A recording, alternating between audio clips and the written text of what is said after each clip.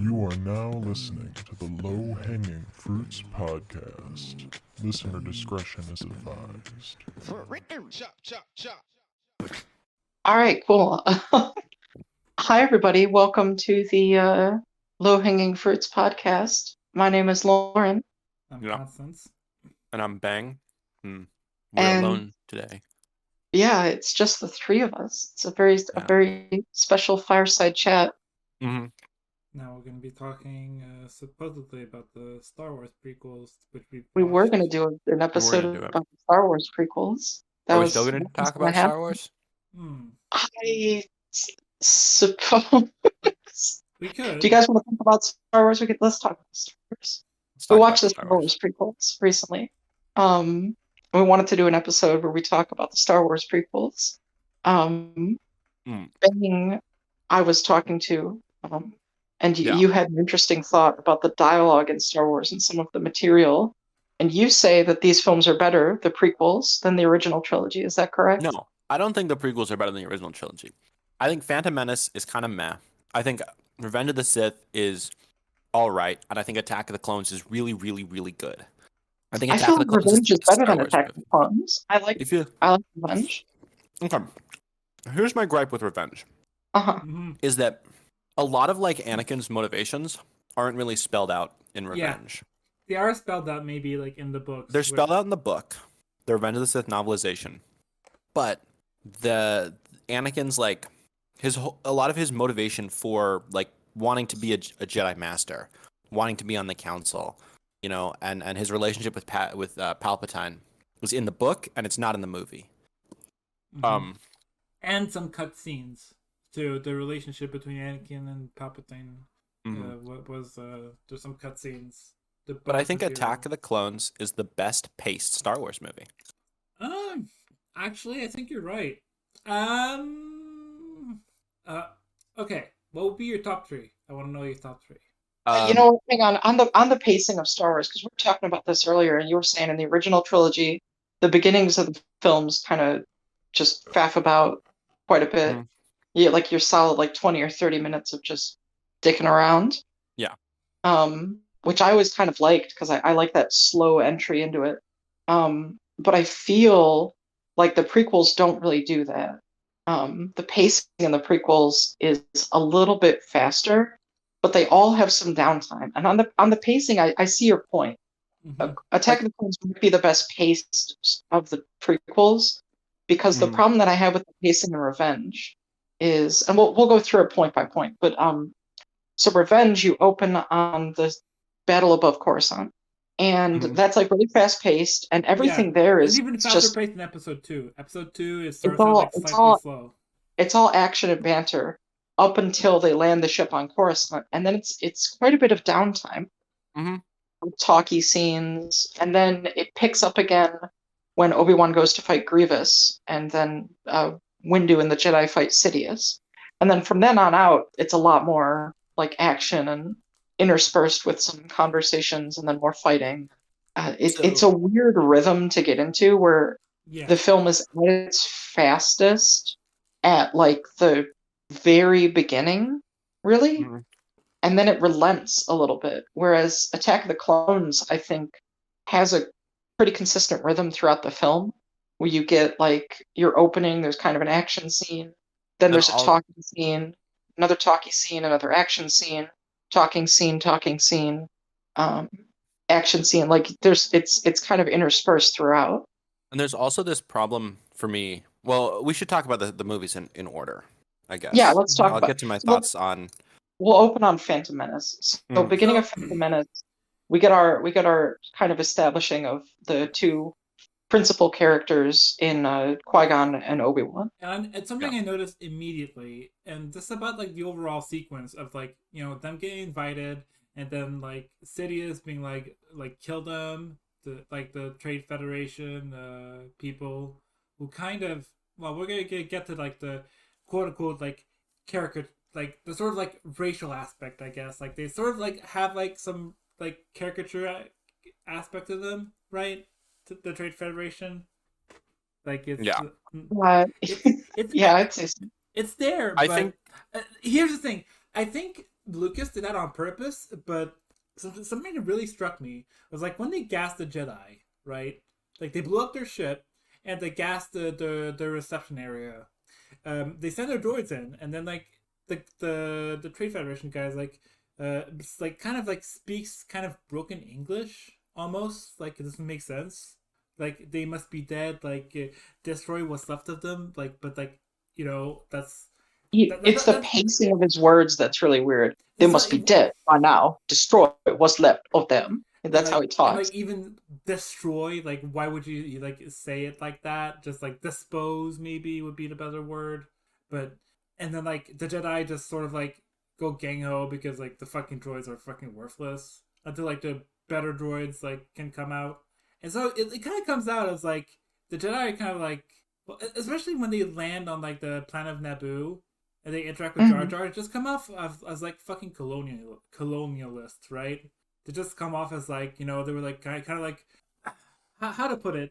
They come off as like colonial officers like for the Republic, right? They are upon landing. They are about as disrespectful towards the Gungans as you could get away with being. Yeah, but like the Gungans are also like they don't like buy into it immediately, and like they kind of like there's something weird with like when Qui-Gon tries to do the mind trick on them, it doesn't work.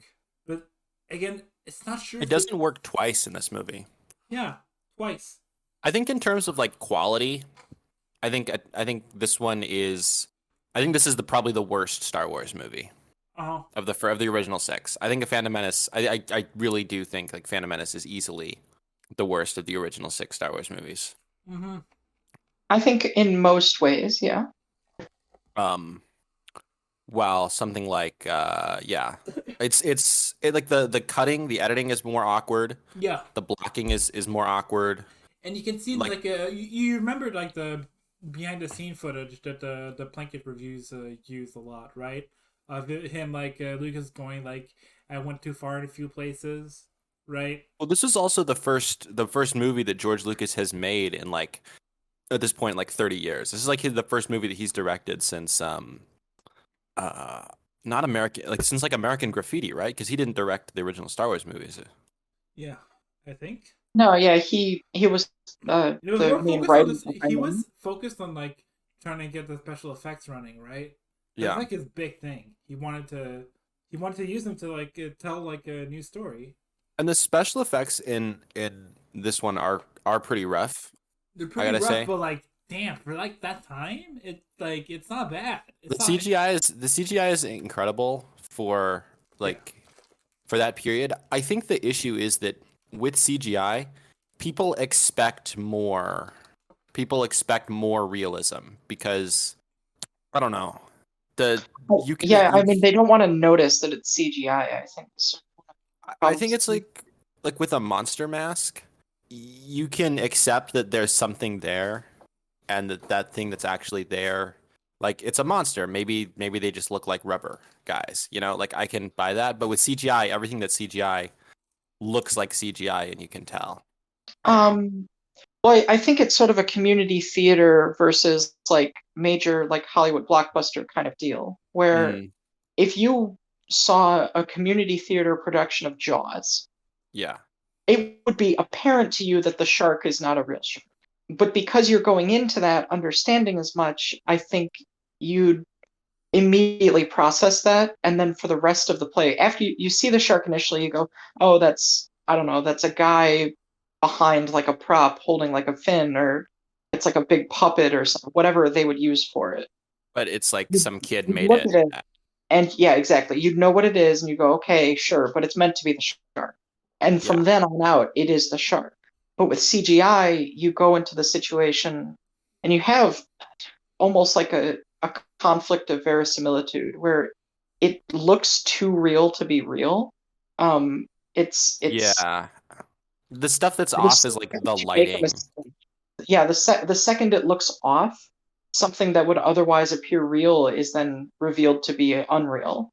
At which point it becomes a problem, because previously you hadn't bothered questioning that, or it wouldn't have occurred to you to suspend disbelief. And I think like I think Phantom Menace gets this the worst They- because the CGI is so primitive. They had to redo Yoda for this one. Yeah.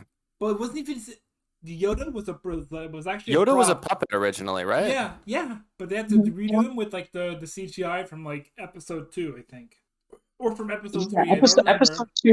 Episode 2 episode 2 was the first one that came out with CGI Yoda, and then they went back and edited it into a previous episode 1. Yeah. Which is I think it was the same guy who worked on the Muppets that did the Yoda puppet, right? yeah, Like I think so. Dark Crystal, yeah. Um, So then in the film, they leave Naboo, and can we talk about Naboo for a second, because it comes up a couple times in this trilogy. They get like blitzkrieged, right? They just like walk into like the Naboo capital, and it's the just Trade Federation. Very The clear Trade that Federation is doing an invasion of Naboo, and it's a big plot point that the invasion is legal. Mm-hmm. Yeah, well, the blockade is legal. I mean, it's not technically legal, but it's in that gray area where like, yeah, the Trade Federation is allowed to like blockade and invade this planet if such and such conditions are met, and there's like they have some squiggle room about whether or not those conditions are met, so they can just kind of roll up. Yeah, well, because I think something that people forget is that the Trade Federation is not Cato Nemoidia. They're a different organization. They're like a capitalist organization, as opposed to like an actual state. They're like a company that's headquartered in Cato Nemoidia for tax purposes. Exactly. They're based there, and the thing about the Trade Federation, which is such a good name for like a nebulous bad guy corporation, while we're at it. But the thing about them that's really fascinating to me is that like the blockade is legal. He says, as you know, our blockade is perfectly legal, which is sort of like for a trade organization, they're represented in the Senate.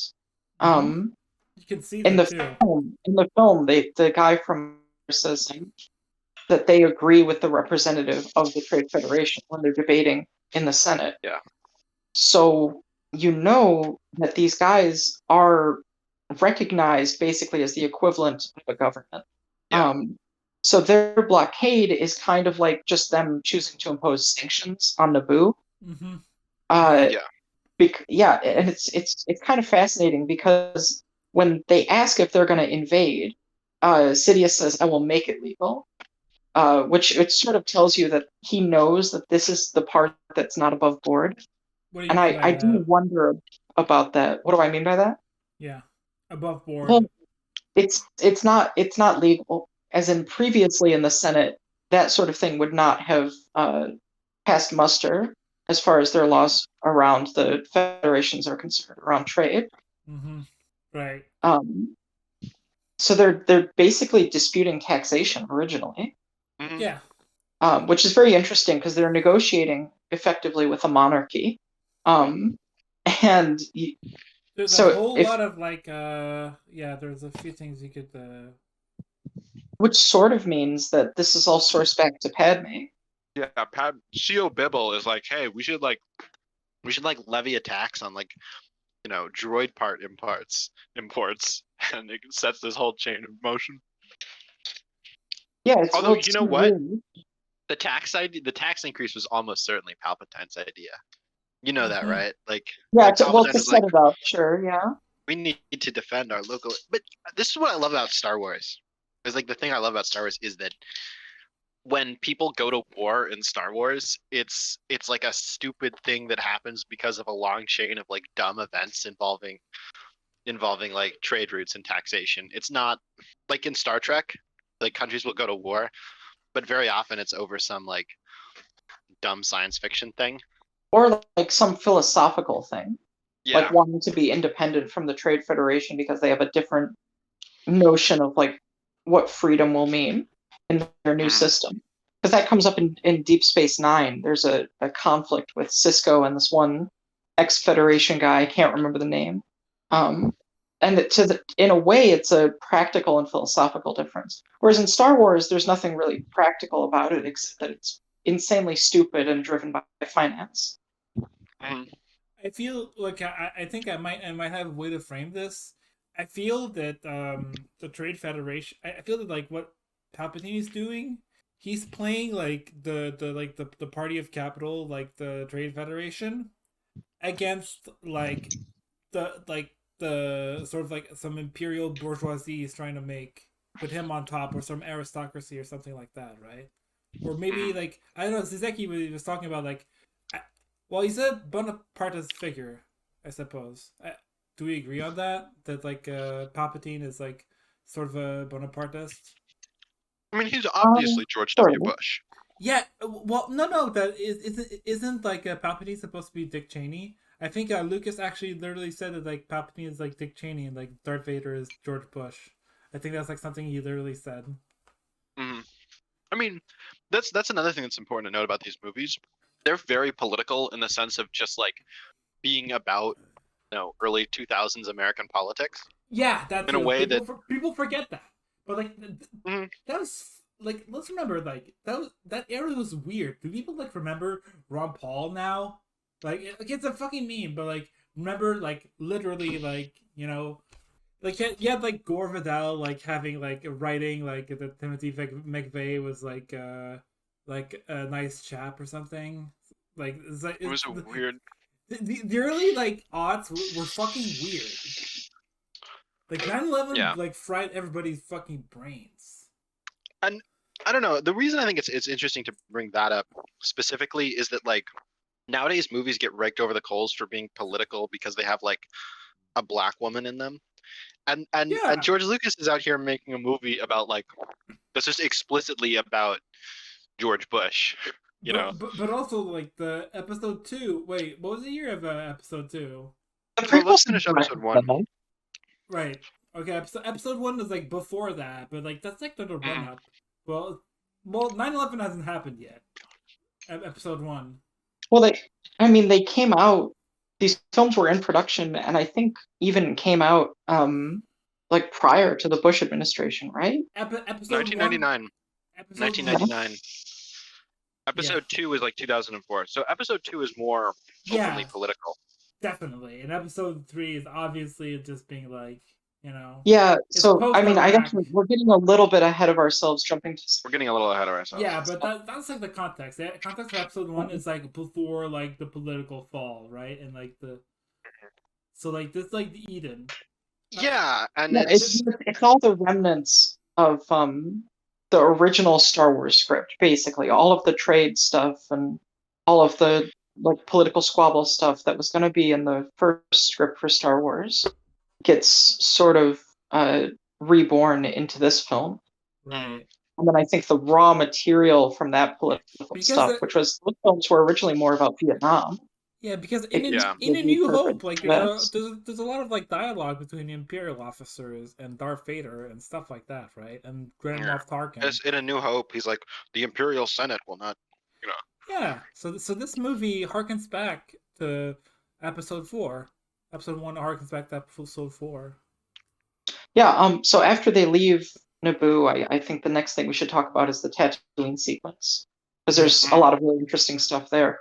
Arguably, I think the best part of the film is the material on Tatooine. Yeah, I would say so. I think the pod race is solid. I think that they do a lot of really good work with that. I don't know how much of that was practical or CGI. So a lot of the sets are practical, but there was some of the stuff was CGI. Yeah. The pod racers themselves were CGI, and those were the most advanced destruction images in the world. Yeah, I remember watching a documentary about that. Honestly, the pod racer CGI, the other stuff not so much, but the pod racer CGI looks better than a lot of CGI now. Yes. Because it has all of these little details and moving pieces in each pod racer. Yeah. But it manages to make it look kind of like grungy and like dirty and it's honestly like amazing. You would expect it to be. I forgot about that scene. It gives me a lot of respect for that movie. And it's not just that they do in episode 2, the CGI is hidden much better in a lot of places. But in episode 1, it's just like the middle of the day, you know, as they're going through these canyons and buttes and stuff, and so, you know, that's impressive, you know. Yeah, I mean, I think the main thing people don't give these films much credit for is the ambition behind it. That George Lucas had all of this stuff that he wanted to do. The kind of stuff that at the time, I think a lot of people would have said you really couldn't get away with doing. Because you have to remember, this is like back before stuff like Lord of the Rings changed a lot of like fantasy filmmaking. And now a lot of the logic of how that stuff is produced using all of like the natural landscape of like New Zealand and stuff is really similar to how things like Game of Thrones were produced, how the later Star Wars sequels were produced. Yeah, It's really it makes a lot of sense that this film came before a lot of that. I think. Go ahead.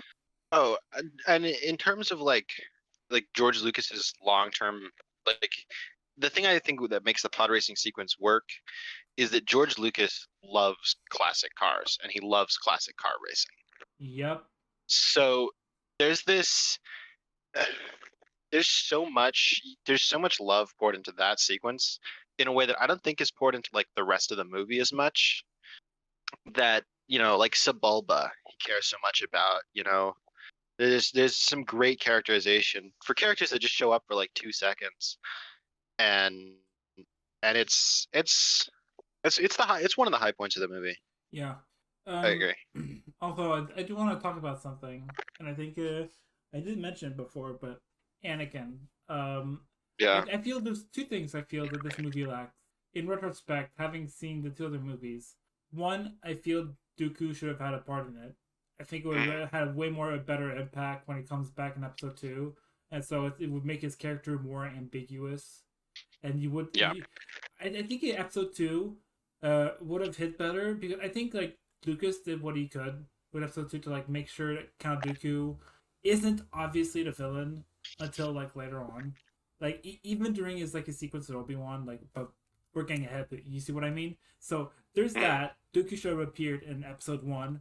So we see the link between like Qui-Gon, Obi-Wan, Dooku. So there's a greater impact, right? And it would be a greater arc because that would mean we would appear in all 3 of the films, right? So, and 2, but I feel Anakin should have been a bit older, slightly older in this movie. I feel if he was slightly older, if he would have been how young is he supposed to be in episode 1? He's supposed to be 9. He's 9 years old. I feel like he should have been 11 or 12. Yeah, I think it's complicated. I think part of the issue is I will defend Lucas on this. I will actually defend Lucas on this. I think this might be a callback to like, you know, the freaky sort of like Gnostic, like young kid Jesus gospels, where like young kid Jesus like just kills other kids and just like is just like a fucking demon. I think it's a storytelling decision. Yeah, I think that is. So that's why I'm ambiguous on the second one. I think Lucas said, you know, like, if you're gonna show Darth Vader, if you're gonna show how someone became Darth Vader, you have to start at this period of total innocence. Yeah. You have to, in order to make the audience sympathize with everything with Darth Vader, you have to start and show that there's like that, like, on his most basic level, there's this place of innocence and wonder and just pure goodwill, you know, that gets beaten out of him through the rest of the films. And pure talent. Yeah. There's natural talent. He's basically like a demigod. He's literally a demigod. And this goes on for like all 9 of the movies. And I feel that's like one of the sins of like episode 9 is I feel that it basically doesn't understand what episode 1 is like saying. It's like, okay, like the Anakin and the Skywalker line is unique. There's like the one place where we know there's like a demigod. Then like the bloodline just like goes like, but like otherwise, like blood like doesn't carry the force necessarily.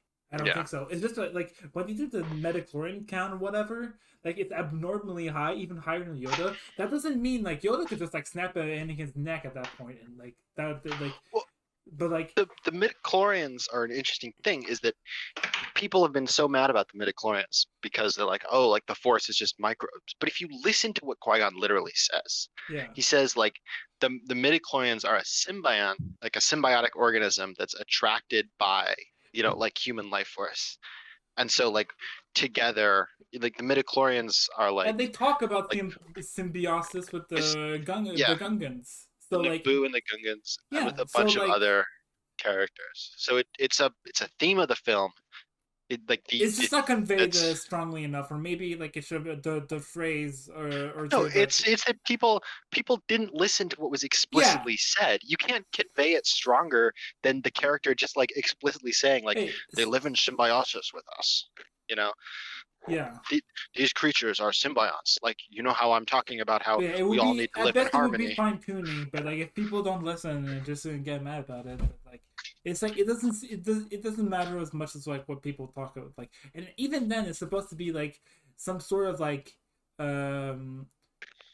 approximation of just being like, oh, like this is like this is supposed to like tell me like by approximation something like there's something forced and sensitive there, right? Okay, I'm gonna reel you guys in because you started talking about episode 9, and I don't. Yeah. We're gonna Yeah. peel back quite a bit here.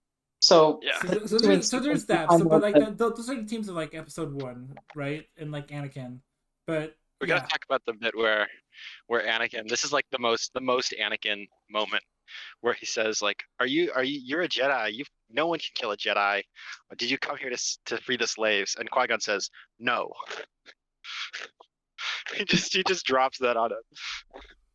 Yeah, he does. That's a really good moment in the film. I think that's great characterization for the Jedi Order in general. Yeah, and and Liam kind of Neeson sells that line. Just the telling the kid, like smashing a kid's hopes. Yeah, well, Liam Neeson clearly doesn't care about the slaves. In the same sequence of scenes on Tatooine, he says, I tried to free your mother, Anakin, but Watto wouldn't have it. I mean, you didn't really try, you just asked. You said, like, can I have both the slaves? Yeah, honestly, No. you probably could have fucking bullied the... He's like, all right, well, what about just Anakin? He's like, all right. Okay. You can fucking come back to just get the money and then just get the fucking mother. I don't know. Definitely could have done something about that, but like that's not their philosophy. He could have just freed the slaves. Yeah, but he cares. Even he cares. Qui-Gon really cares a lot about enforcing the law. Yeah, he's probably the most free-minded Jedi in his generation, and he still cares a lot about like legality and all of that stuff, and the Republic and democracy and all of this other stuff that is allowing this to happen. Yeah. I mean, you can say what you want about Palpatine, but he's right about the Republic. Yeah, and he's Dooku self-interested, too. and he's bad. He's a cruel person, but he's correct. And I think that's why someone like Obi-Wan and Yoda could never defeat him. They have an old way of thinking. Well, it's not just that. Officially, I think that like there's that aspect, but also the fact like the Sith plan is basically like you basically auto win because you waited like 100,000 of years to just build up your forces, and then the moment you strike, like you're so advanced, like Jedi just don't know what to fucking do against you. But that's kind of not true. He doesn't build up any forces. He's a guy. There's no. I like that. I like he just tricks them. I like the interpretation of the Sith is that like Palpatine talks about how the Sith waited for like 1,000 years, but they just didn't. Like they were just dicking around, and Palpatine was the only guy crazy enough to actually try and pull something off. Well, him and Plagueis is like kind of wanted to do something, but like Palpatine was like, okay, well, Plagueis, you kind of just like, well, in the lore, the actual fucking lore, what happened is him and Palpatine managed to like force meditate to like shift the force to the dark side, which is the reason that in episode 2 the Jedi are kind of blinded and admit like, Mace Windu's like says like their ability in the force is diminished. That's because of all the stuff him, like Palpatine and Plagueis did all the way like 10 years before the Phantom Menace. But there's a second thing that Plagueis did, who he never told Palpatine, if I remember correctly. He tried to like challenge the Force for supremacy, but then failed. And then 10 years later, Anakin popped up, and Plagueis was like terrified because it was like, oh no, I fucked up. Now the Force is out to kill me. What the fuck have I done? But he never told Palpatine. And Palpatine was like, oh, nice. I have a pawn that I can use. But he killed Plagueis before he knew. And like, I think in the old lore, that's supposed to be the irony that like Plagueis led to the downfall of the Sith by creating the blowback that would eventually kill Palpatine. But so the Tatooine stuff. So they buy Anakin. The Jedi are dicks. Watto is this like anti-Semitic caricature. I feel like we should talk a little bit about the racism in this movie. Yeah, there's a lot of weird stuff. Yeah, but I feel that like Lucas is trying to like use it as like he it is so obvious that I feel there's like a double meaning to it. Right? It's not I can see them coming to like Watto and Jar Jar's character, like the whole thing that makes these characters racist. I can see them coming to this design, you know, like piece by piece, instead of being like, I'm gonna make a greedy Jew, you know. I can see them being like, well, this is gonna be a fly alien and he's a junk dealer. So, and you know, like all these pieces slowly come together and no one thinks like, hey, maybe we should stop. Maybe we should stop at point. Yeah, I think that's really, when you have situations like this in Hollywood, what you really need is just someone to ask the question, is this what we want to do? Yeah. Because there's a lot of thought. I mean, I say this all the time. The thing that people really undervalue about the Star Wars prequels is that Lucas has a coherent artistic vision. He has an idea, and franchise films don't really have that anymore.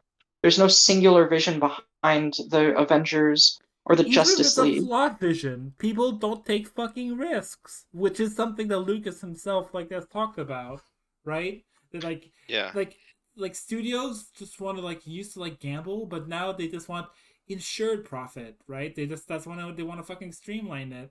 They want to suck out like any fucking soul out of the fucking medium. But so there's like I don't see. It's because the fucking streaming shit right now, right? They're just gonna like switch to streaming. It's not true that studios took risks back then that they don't now. Well, but like it's still George Lucas. Hold on, George Lucas had is the a crazy person because of the situation that he was in specifically. It had already been successful, that the studio viewed even his weird creative decisions as kind of a guaranteed profit. At that point, he was clamoring for more Star Wars for quite some time, and he had been so reserved about it that in a way the studio was actually enabling him because they wanted the profit. And I think that's sort of what's going on in this film that makes it interesting that this happened at all. I think a lot of the awkward stuff in Phantom Menace comes from George Lucas not being like a really experienced director at this point, and also trying to figure out how to shoot CGI and how to shoot CGI sequences. Yeah, he's trying to invent like a new thing, right? And it's like, you know, at this point, the stuff that comes off the best is like the space fight sequence at the end, and the pod racing, because these are shot like space combat and like racing sequences. You know, that's something that George Lucas knows how to do. But like the battle scene on the green rolling hills, you know, no one's no one's shot a huge battle scene with CGI like this before. Yeah, you know, it just comes off bad. And like there's ideas. Like if you look at how people shot battles before, they had like 3 tanks and a bunch of cardboard stuff, and you had like 30 guys who could like wear like helmets that went down all over their face, and they could run around. And so you could do that. And so the way people shot battle scenes before this movie, in a lot of the camera angles were based on the decision of like, how do we hide the fact that we don't have a whole battle going on here? And so if you look at the battle scene at the end of this movie, Phantom Menace, that everything is shot really flatly and openly because they don't need to do that. And as a result, the battle scene looks flat, which it looks smaller than it really is because it's shot from such a wide angle. Yeah. So it doesn't have that impact, but it's also and maybe a genius could have done it differently, but I think we have to give some allowances for like that question of like, how do we use this technology? It's probably one of the weakest scenes of the film, if I'm to be honest. But still, yeah, I would say, yeah. There's a lot of old American paintings, from mostly the era of the Civil War, that show like soldiers. Artists would come to the field and they would paint the soldiers in motion on the battlefield. And the visuals from that, I think, are the thing that this battle sequence reminds me of the most when they finally get back from Coruscant and they're fighting again. The Gungans sort of bring these like portable installations. They have the like energy shield equivalent to like trenches that they can hide behind. And then the droids basically charge them directly and go over the top, which is kind of a feature of even combat with guns that existed for decades. It still does. I mean, you still do charges. Mostly it's in urban context, but yeah, it warfare, I think, visually has changed a lot, and tactically too, to a certain degree. But like even the cannons, like the catapults that the Gungans have and the cannons that the droids have, you would have had those in the American Civil War, and they would have just been firing over the field, and you just kind of had to like stand in lines or charge with bayonets in spite of that. And I feel this the movie, droids and the Gungans just getting blown away on both sides because that's what happens. Yeah, I feel that this movie tries to harken back to harken back to like a past we haven't seen in the Star Wars universe, but we see traces of it in the Gungan, in the Naboo, in the Jedi, in the Trade Federations. They're supposed to like this whole civilization had like probably a way more glorious past. It's like this like at the end of the glorious like era of like peace, and now like this can be era of like before the real fall, right? This like the end of like aesthetically it was you listen to it, the guy who did the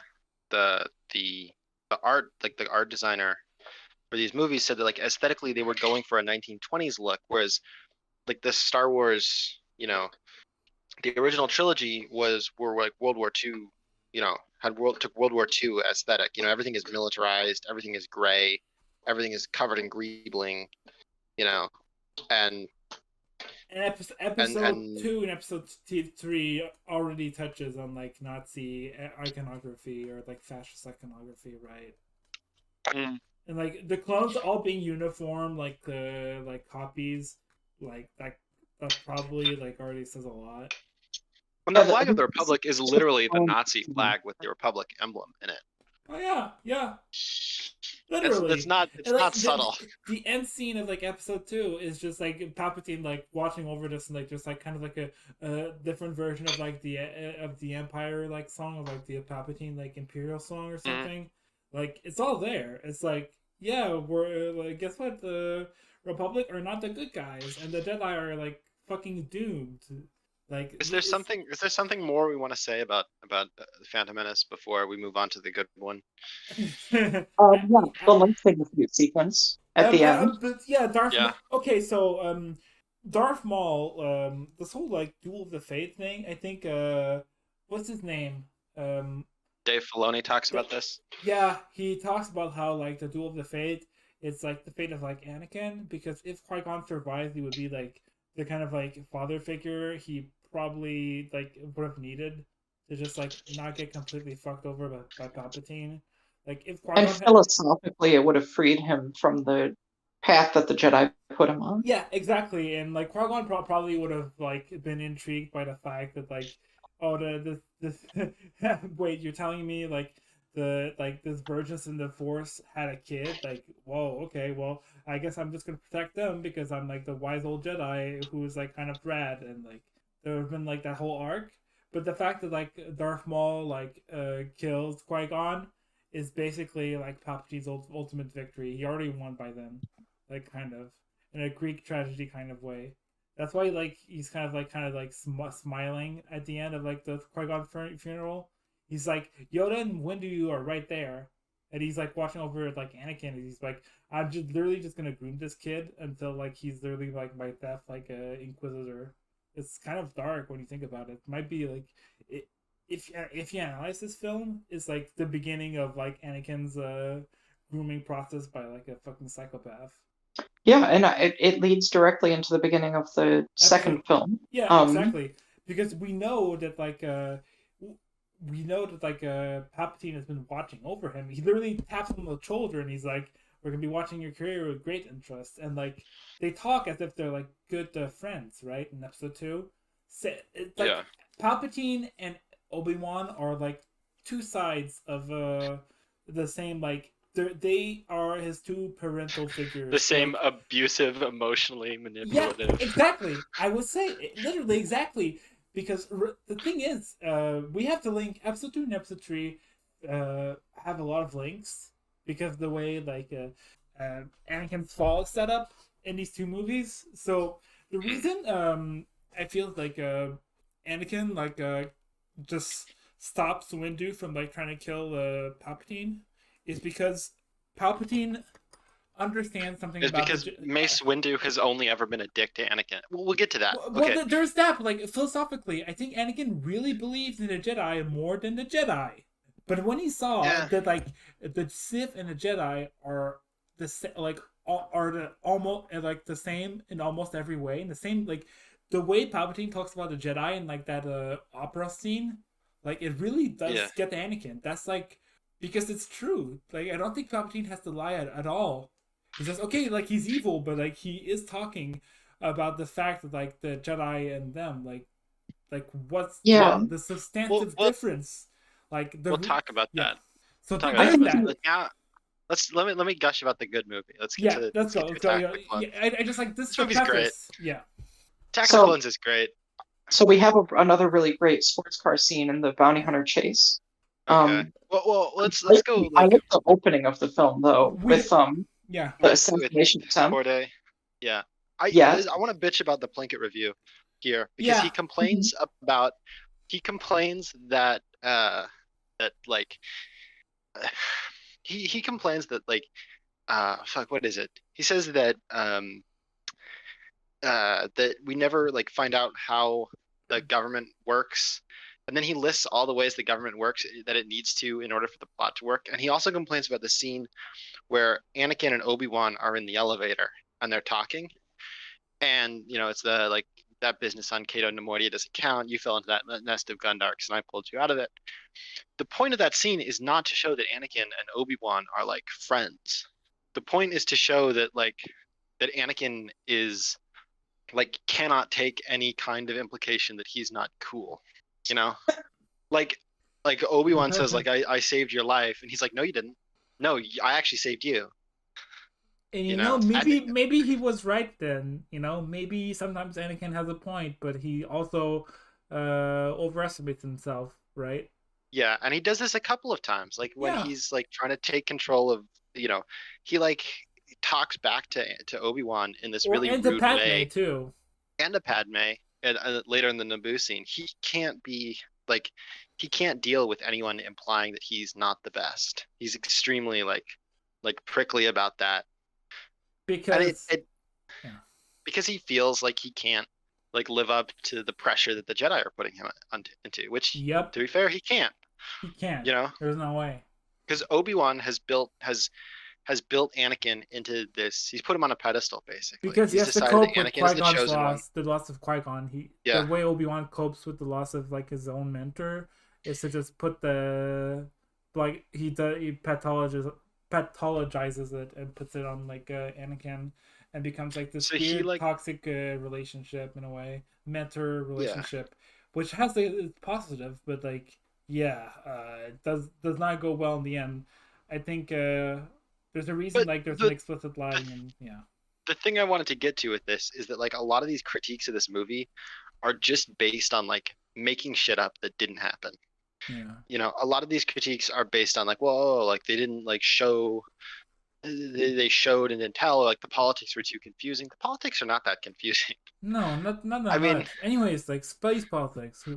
Either like, you care a lot. Palpatine wants to pass this Military Creation Act.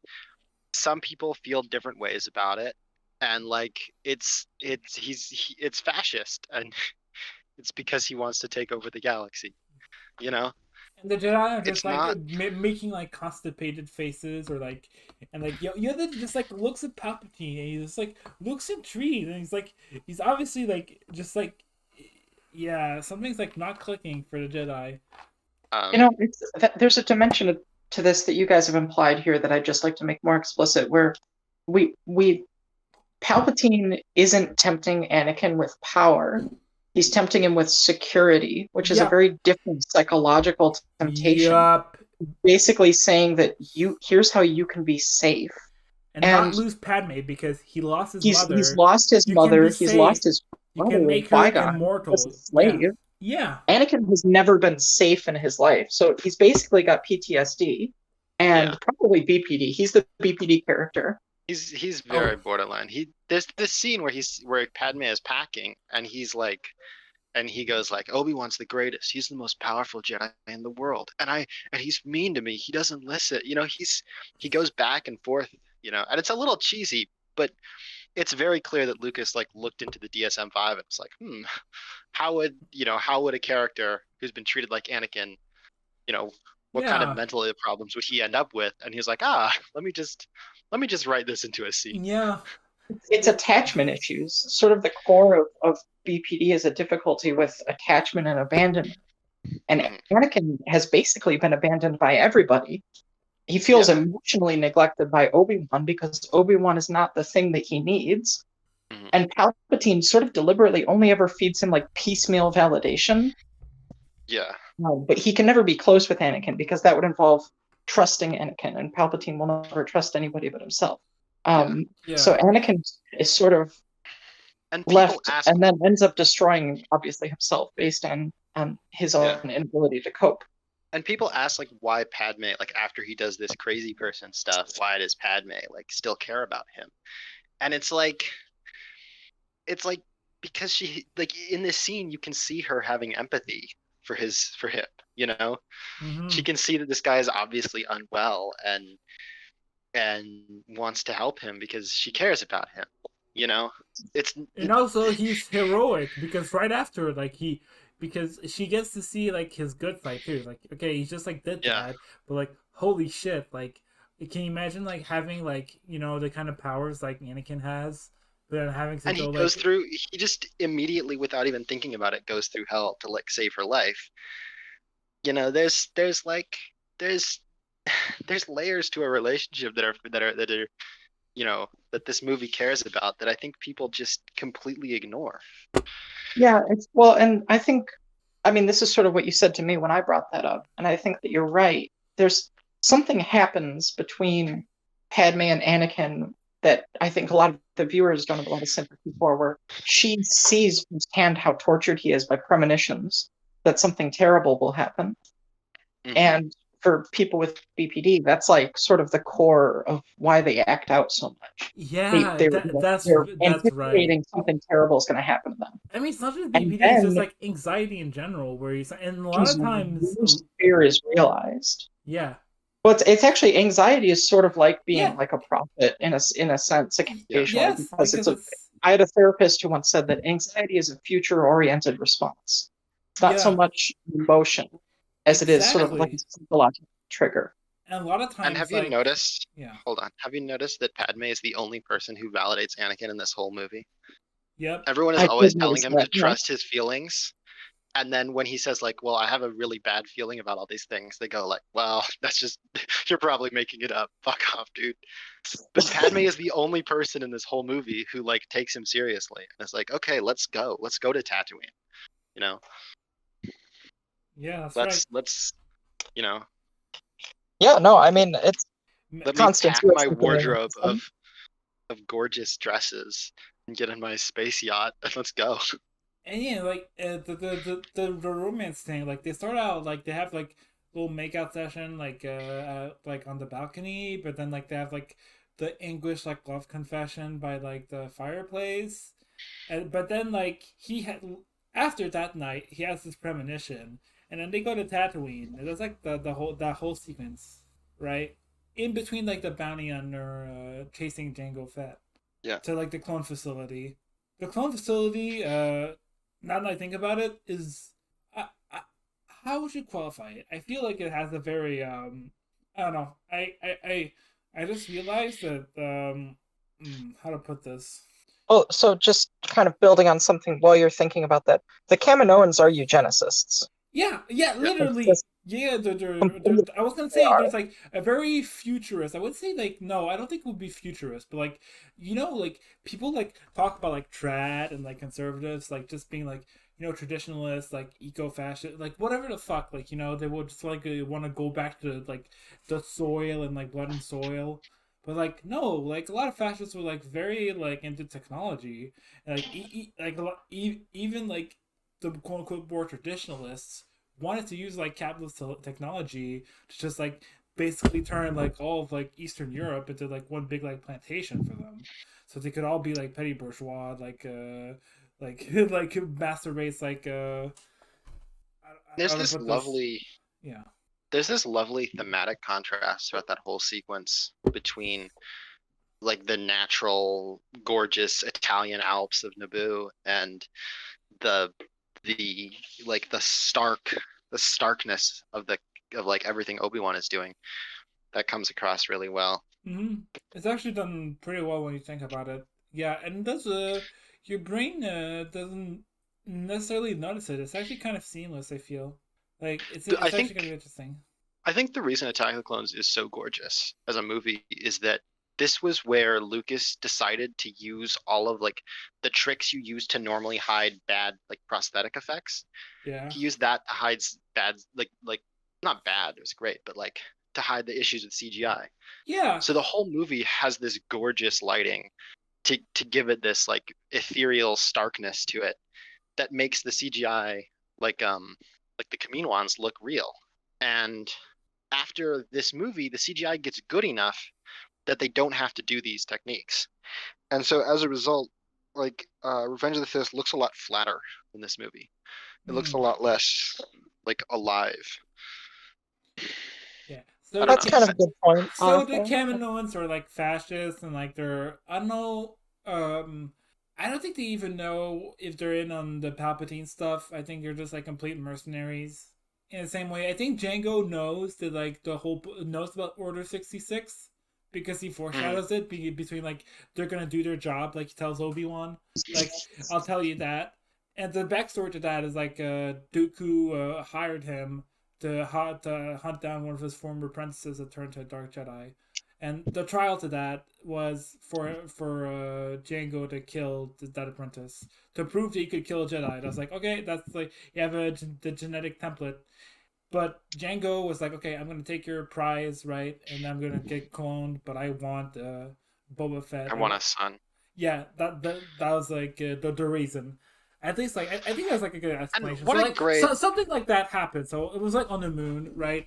And that's why he has the scars. It's like from a what great PS2 games. characterization. What great characterization for Jango Fett of just like the one thing he asked for is a son, you know, and his like relationship with Boba is totally he seems to be a totally positive father figure to Boba Fett. Yeah, and he of course fucking dies because like the Jedi like you could have like literally just like cut off both his hands and like maybe Django could have survived the arena fight. But Mace Windu just decapitates him Yeah, casually. and it's like why? Like literally just like fucking like I'm sure Mace Well, Windu could have well, like Mace well, Windu could Jango have did do just his level best to kill Mace Windu. So yeah, but still, it's like you're kind of like wait, the Jedi are like if they were like really like quote unquote like passive like if I remember like I think when Mace Windu says in this movie at the start, right? It's like we're keepers of the peace, not soldiers, and like by the end he's like leading a whole battalion. So it's like, yeah, that's out the yeah. window, and like basically you walk the Palpatine's trap. Now the Force is gonna be angry with you, like. Well, so yeah, so let's get to that when we get to like the Battle of Geonosis. But yeah, that's the bit with Shmi Skywalker comes up next, like yeah. chronologically. Yeah, and that's I think this is like the darkest moment. Like Shmi just gets kidnapped before we say that, I just want to death. Something I just noticed about the Camino sequence. Earlier, we were talking about how people unfairly characterized George Lucas as a eugenicist for his description of the Force. The Kaminoans are eugenicists, just openly. And they're the bad guys. They turn out to be the fucking bad guys. They're spooky. There's Yeah. something really off-putting about the entire situation down there. Because You the can race is continue. probably I just fucking want to eugenic. know how that happened.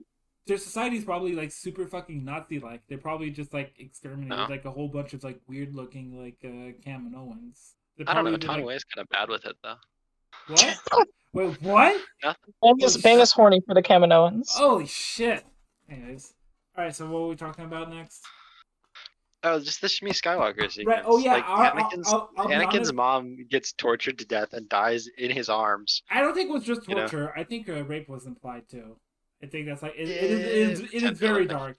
I think it's that dark. I think it's I think Lucas. Yeah. I think Lucas like really was like, all right, like there's a reason like Vader just like goes over the edge. Like they literally show Tusken Raider kids. Like it's implied. Like before Yeah. he like fucking said it. Like if like maybe with like with it because the sequence ends with the fade out, right? Of like after like when he start like decapitates two people, like Mace Windu, actually, kind of weirdly enough. That's like a parallel, but and he does like the parallel with like the classical like Virgin Mary holding. Yeah. So But the final inverted. the shot of Anakin holding Shmi as she dies is this piece from is like this theme from Renaissance art of the Virgin Mary holding Christ's corpse as he's dying or as he's died when he comes off the cross. And it's the parallel, but it's reversed in that, he's holding his mother, So there's no it's like the inversion of that moment of redemption, right? There's no redemption here. Like his mom died for nothing. Like the like everybody's like kind of like guilty for it. Like the quote unquote sand people are guilty for it. Like the Jedi are guilty for it. Like there's just like a rage. Like you can see it. Like he tries to act. Yeah. You know what's the funniest and kind of most fucked up part of this whole scene is that in addition to this, Anakin is literally the only person who thinks killing all these Tusken Raiders is like he's the only person who feels even a little bit conflicted about this. That's right. Everyone else is like, Tusken Raiders, yeah, like yeah, of course you did. I mean, like that's cool. Like I feel that could have been hinted at in some other way. Like like the life of Tusken Raiders to show that like Anakin wasn't like that bad, because in fact like the moment where he admits he's like, holy shit, I'm actually like I'm a mass murderer. Like they really killed like a bunch of kids. Like he's like that, and it's like, wait, like nobody else like is like asking questions like what the fuck. Because of course, like that like there's probably like I think I mentioned it. You remember what was that? Is it on Netflix? Like no, it's on Disney. It's what was the show? The Mandalorian. I mentioned like there's probably like a lot of like colonialist like attitudes towards like the Sand People, like the Tusken Raiders. Well, yeah, okay. So you know the backstory of Tatooine, right? So Tatooine was a fertile, lush planet that they thought there was like a false gold rush that they thought had like valuable minerals in it, and so they strip mined the whole planet, but it was only like surface stuff. And so as part of the strip mining, they basically it was either that or then the Sith blew it up like Naga Sato or something blew it up. But at this point, like Tatooine was just completely ecologically destroyed by mining companies who just left, and the Tusken Raiders were like a mixture of the indigenous people on Tatooine and scavengers who like crash landed or something, or and the people that the mining company just left behind when they left.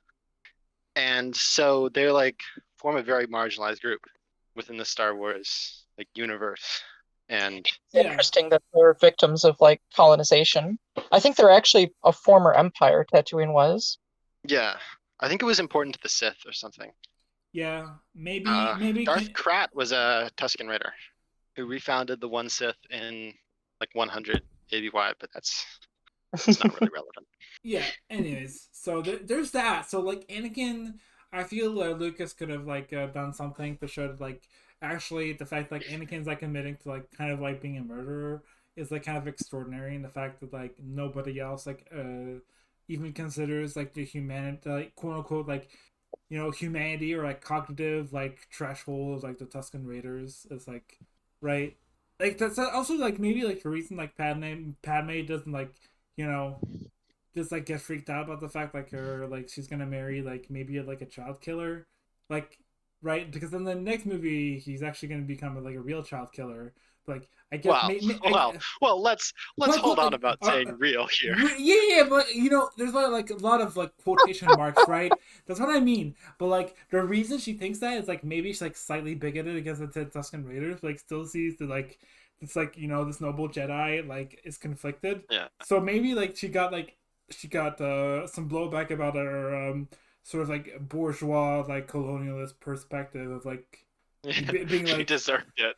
Yeah, she was like, dude, like you fucking married like some fucking like some guy who just like kind of like I don't know, just went on like a trip to the Congo and just like had like had a bit of fun with like some coke and like a machete, I guess. To be fair to Padme, that little Rodian kid did not kill Anakin's mom, so like there may be some differences going on. Yeah, but like I don't know, like Padme maybe could have seen it coming, but also love is blind. You can see like it's a bit like there's like the germs of like Darth Vader, but also the germs of like the actual like good person in Anakin in this movie, right? It's not like it's not settled. Like he could have like done that to Tusken Raiders, but also being like, if I was in the situation and like my mom means a lot to me, I'm fairly sure I would probably do something very bad. Like in that situation, like this is what I like about this versus the thing is because he's like a demigod, he gets away with it. Like, but if it was like other like Jedi, like young Jedi, probably would have died to one of Tusken Raiders. But like since he's like kind of a demigod, he doesn't die and gets to kill them all. One thing that I want to bring up a contrast before I move on is a contrast between this treatment of Anakin and how the sequels treat Kylo Ren. Yeah, which is that Snoke basically says like, I'm the dark side, you can join me and get power, and Kylo Ren is like, okay, I guess I'm gonna be mean now. Well, and it's actually shown the comics, and like it just shown like I don't read comics. Yeah, I know, but it's not shown. So like it's like that's like a flaw of like J.J. Abrams not showing that, and like and also like I guess Rian Johnson like he was showing the past, but like he had to worry about like showing Luke, right? Mm-hmm. So it was just like the Disney like episode 7 was like was completely fucked from the get go. But the point is that like Anakin doesn't. There's nothing magical or mystical or fated about what Anakin does and why. Yeah, it's all very concrete, like psychological behavior, very like bluntly spelled out, which I appreciate very much. It can be affected, like, and we see in the next movie, like he does all. Like, Anakin does all the right things. He literally goes to Yoda, and Yoda, like, doesn't fucking see it. He's like, yeah, my chosen one is, like, literally, like, agonizing over something. He can't fucking sense it, and can't help it. Yoda's like, he doesn't fucking get it. It's like, you fucking deserve to, like, have, like, your entire temple, like, fucking slaughtered, fucking dumbass. Yeah. Like, what the fuck? Okay. So we get to let's go to the end of Attack of the Clones, which is the lovely fight scene. Yeah. Between just the full battle sequence. This is like it shows how Lucas has grown as a filmmaker from Phantom Menace, because the end of this like final battle is on Geonosis is just massive in scale, and it's also shot really well. The use of like color and smoke and fog and just like the afternoon light is a huge part of this movie. It's gorgeous, right? It's probably one of the best, like you compare the Battle of Geonosis to like the scuffle in Tony Stark's house in Malibu at the end of Endgame, and there's no contest, right? Mm-hmm.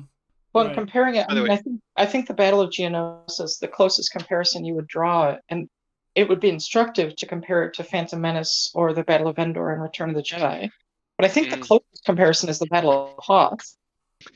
Yeah, in terms of the scale. Yeah, I would say so. In terms of the scale, and I think also like there's strategic components that come up, because the Battle of Hoth is really just one big strategic retreat. Yeah, because the rebels aren't winning Hoth, and like the Federation aren't winning this battle. Well, right? Technically, it's an operation. Well, the Federation are about to win the battle against the Jedi in the arena. Yeah, but then, and like, the clones show up, which they're just completely unprepared for. Yeah, because they didn't actually know. Like, Palpatine, of course, did not warn them that, there's going to be a clone army versus you. So it's supposed to be like a steamroll. But apparently, And I love how militarized Yoda gets immediately. He goes from like, oh, not warriors Jedi are, to like, to he's running around. He's like, take me to the command center. Take me. My Something that really troops I worried must me as review. a kid when I saw this film, actually, building on that, is the moment where Yoda says to the forward command center, take me, and flies off, and he lands there, and he gives them instructions for their artillery, and he says, concentrate all your fire in the nearest starship. And they hit this ship, but the thing is, the clones and the droids are battling underneath it. And this is a massive ship, and it falls straight down after they shoot it. And you just see the cloud of dust below up, and now the clones and the droids are fighting in the dust, which is a nice little detail. Kind of a literal fog of war, which kind of works on a figurative and literal level. But good catch. I was so worried as a kid when I saw that. I was like, did he just kill the clones? Yeah, that's true. I noticed that as well. It's like, wait, why would you do that? Like, maybe it's about like the distance of like the firing range. Like Yoda knows about that, but I don't think that's the case. I think Yoda's just. I think Yoda is he's LARPing. in his element as a. He's LARPing. No, I think Yoda's like 800 years old. I believe that Yoda has fought in numerous wars at this point, and I think he has won every one of them. This is my reading of this. Which is why Sidious says that like his confidence blinds him, and like that's why Yeah. Okay, Yoda I can see that 100%. Because you notice that in this movie and in Revenge of the Sith, Yoda he's like, take me right to the front lines. He's also with the Wookiees. Yeah, he's always in that role. Like he's sent to the Wookiee planet because it's essential. And he's kind of their Ulysses S. Grant in a way. Yeah. So Yoda is this is because in Empire, Luke says like, I'm looking for Yoda, a great warrior, and he goes, wars not make one great. And this is like which is why it's like because he's kind of like ashamed of that we're part. Seeing Yoda, the great warrior, right? Yeah. The cold-blooded general, the guy who he immediately leaps. He's like, inspect this army, I will. Just instantly volunteers. Yeah, man. It's interesting to me as well because it's like Yoda is just as cold-blooded in that scene as Anakin is when he kills Dooku in the next film. I mean, he shoots that ship down. It's retreating. They're running away, and he's like, "No, I'm not letting you motherfuckers get away." Yeah. Or also the whole bit where Obi-Wan goes to Kamino. He's like, Obi-Wan is like perturbed by all of this. He's like, we're not like warriors. We're what's going on? This is awful. And Yoda's like, we have no record of this clone army, have we? But he goes to Kamino, and the next time we see Yoda, he sends Windu to help the Jedi, to help Anakin. So Yoda goes to Kamino, and the next thing we see, he's got like a bajillion clone troopers, and he's like, yes, war. so Yoda has clearly had none of the trepidation that Obi-Wan did about this clone army at all. And that's because of the Qui-Gon's influence, because Qui-Gon was never like that chill with the Jedi Council. And like I guess Obi-Wan got like the good and the bad parts of the Jedi. But it's also like that's why like Luke managed to like actually like beat the Emperor by turning his father back, was because in some way he was the true carrier of like Qui-Gon's legacy, I guess.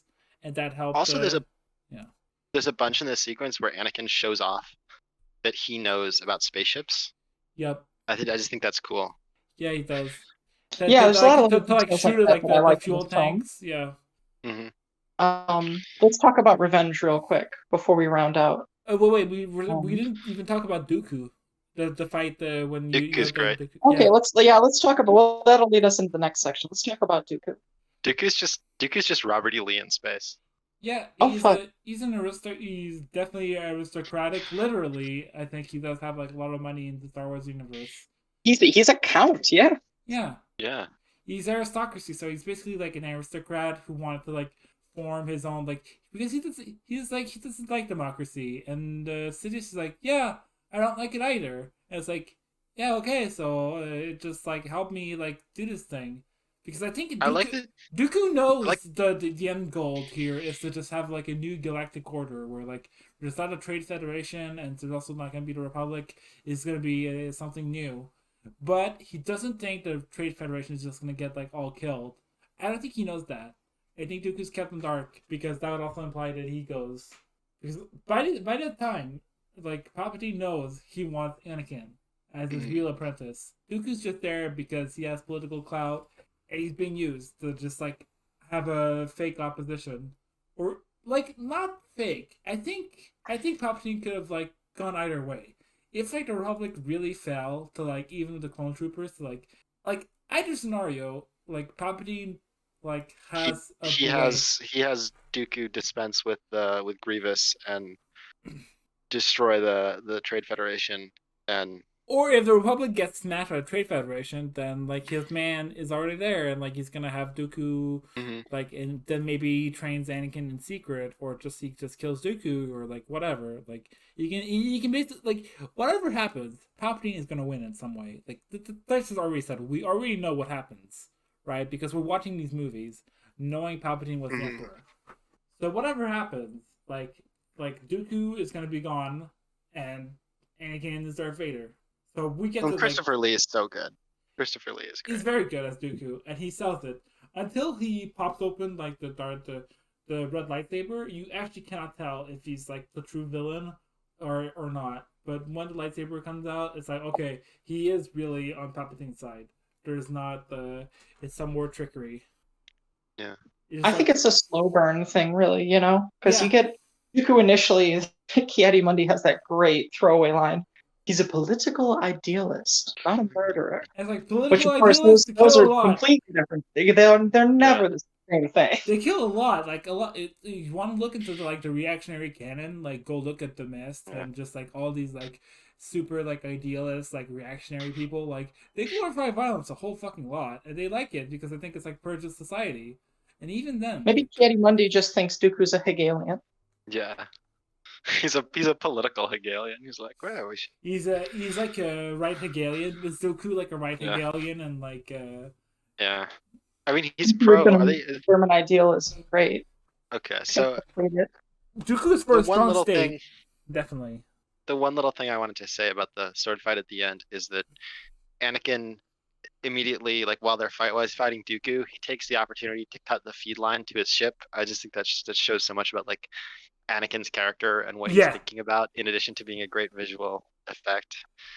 I don't know. I just think it's nice. There's a callback to like The Empire Strikes Back with like the red and the blue lightsaber, and he gets the blue lightsaber from Obi-Wan, I think, right? Yeah. So there's that whole visual. As like he's like, okay, I think Anakin had like a good. I think Anakin in this fight knows that he needs to delay Dooku.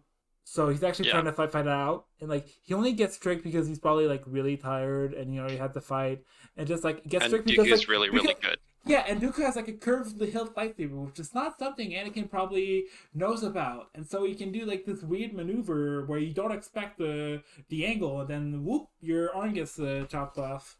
Yeah, he sort of twists the handle as he swings that last swing. Oh yeah, he twists the handle like because he can hold it as like. You can hold it like by a base, but then you can like you can change like the orientation. It's like because he uses a very specific like fighting style. It's like not suited against like a lot of blasters, but like against like lightsabers, it's supposed to like it's a dueling like very like finesse style. But and Dooku beats one after the other. He beats Obi-Wan, Anakin, and then Yoda, like in one-on-one close combat. Well, beats like it's a draw. It's basically like with Yoda, it's the draw. He wins. He leaves. Yeah, he leaves. He managed to leave. Yeah, so it's like, but like still to be able to draw Yoda, you are good. You are not like a scrub. That means like you can hold your own. This is like an accomplishment. You're not supposed to like hold off on Yoda. If like Yoda like comes for you, like you're probably like gonna get like your hand chopped off like really easily, or get the shit out of Yoda in the next movie. Yeah, but like just to show like Dooku like just needs a little bit of like Sith like knowledge, and he was already like a top Jedi, and he could like mash Yoda, which is just to show like Palpatine is like so overwhelming as a foe. That like there's of course like no way Yoda could beat Palpatine. But so like, okay, so Revenge of the Sith. I think this one is not as good as Attack of the Clones. I think the pacing is worse. Yeah, I think there's a middle portion of the film before like the real action goes. I think is paced worse than episode 2. I would agree. Yeah. I think the pacing for the opening sequence though is perfect. I think it's really good.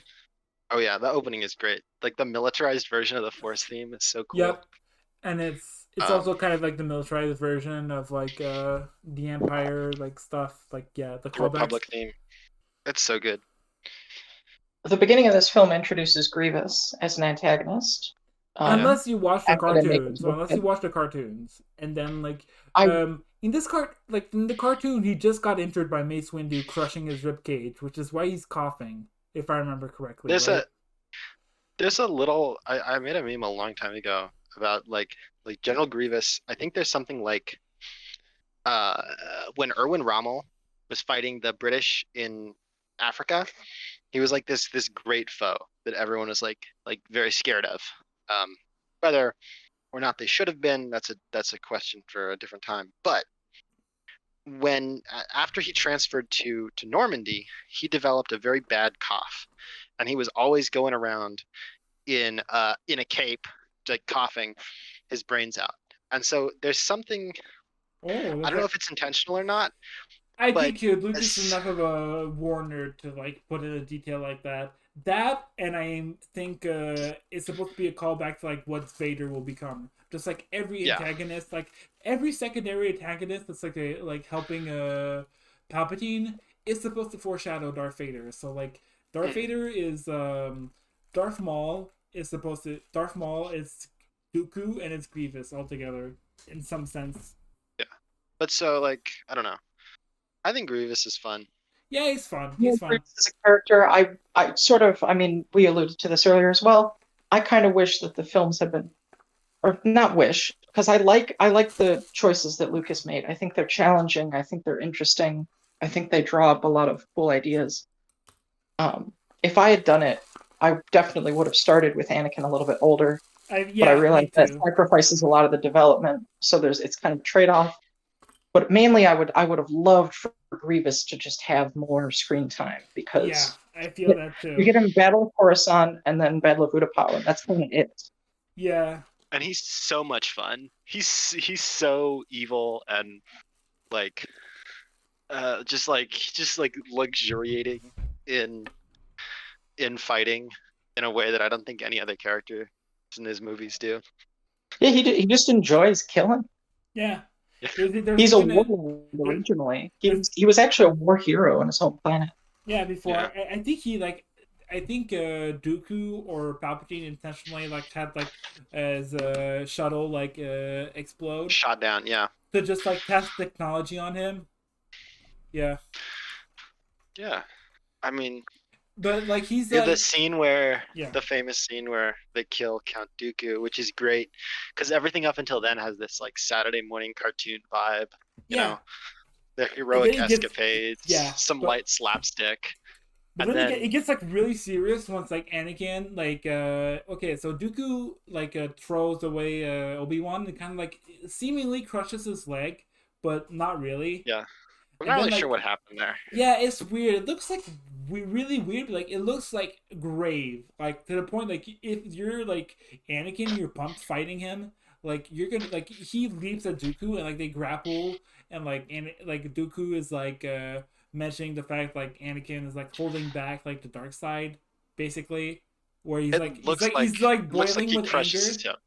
What? It looks like Obi-Wan's hip gets crushed, but he's fine. Yeah, he's fine, but Anakin's probably really angry, and also, what falls is he eye for an eye, tooth for a tooth. Well, Anakin's well, you took my hand, I'm taking both your hands, and that's what happens.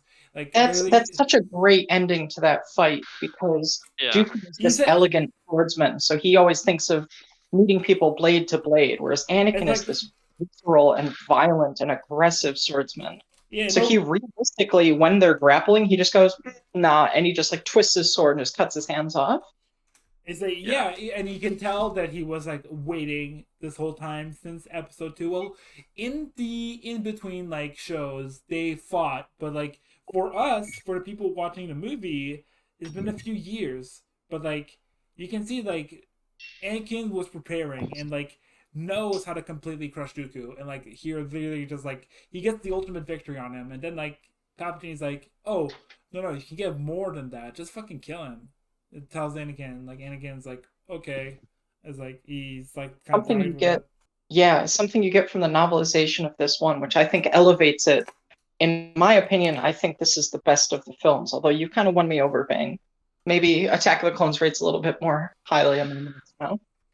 But something that I think elevates this in the canon of Star Wars, if you're a real like Star Wars geek, is read the book. Information about well, the Matthew Stover novelization of Star Wars is one of the best first novels ever. One of the better sci-fi and fantasy novels written.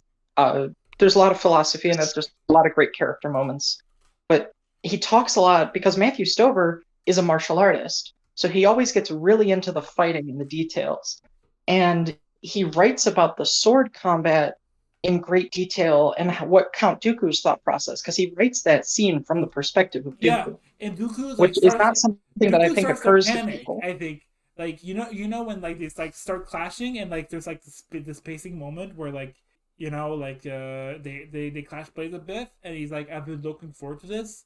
He looks a bit nervous. That's because he's like, wait, what the fuck is going on? These like two are strong. I need to like do something, right? That's why he disables Obi-Wan, because he wants to have a one-on-one with Anakin if he can. He starts getting tricky, yeah. Yeah. He's like, okay, I gotta pull out all the stunts because these people are dangerous and could definitely fucking kill me. Like, he's definitely worried. Like, it's not a joke. Like, Obi-Wan is a serious fighter because he managed to hold back, like, Darth Vader until, like, Darth Vader basically, like, killed himself, like, trying to, like, jump at him. I think the action sequences in terms of lightsaber fights in these 3 films elevate them above a lot of other like franchise action sequences where there's a lot of like just explosions going on and like punching. The sword combat really adds another dimension to it, I think. And strangle each other, like in the support fight, like Anakin strangles Obi-Wan, so there's a lot grabs by the and like Dooku like just like just throws Obi-Wan, like a whole lot of like close quarter stuff. And, like they fight, like Grievous and like Obi-Wan fight, like there's like kind of like funny moment where like Obi-Wan's trying to like hit Grievous that just hurts his hand. He's like not thinking very far ahead. But the thing I was going to say is Dooku's very elegant. Is his whole thing? He's an aristocrat, so his style of fighting is what they call Form 2 Makashi. Yeah, which is it's like kind of rapier play.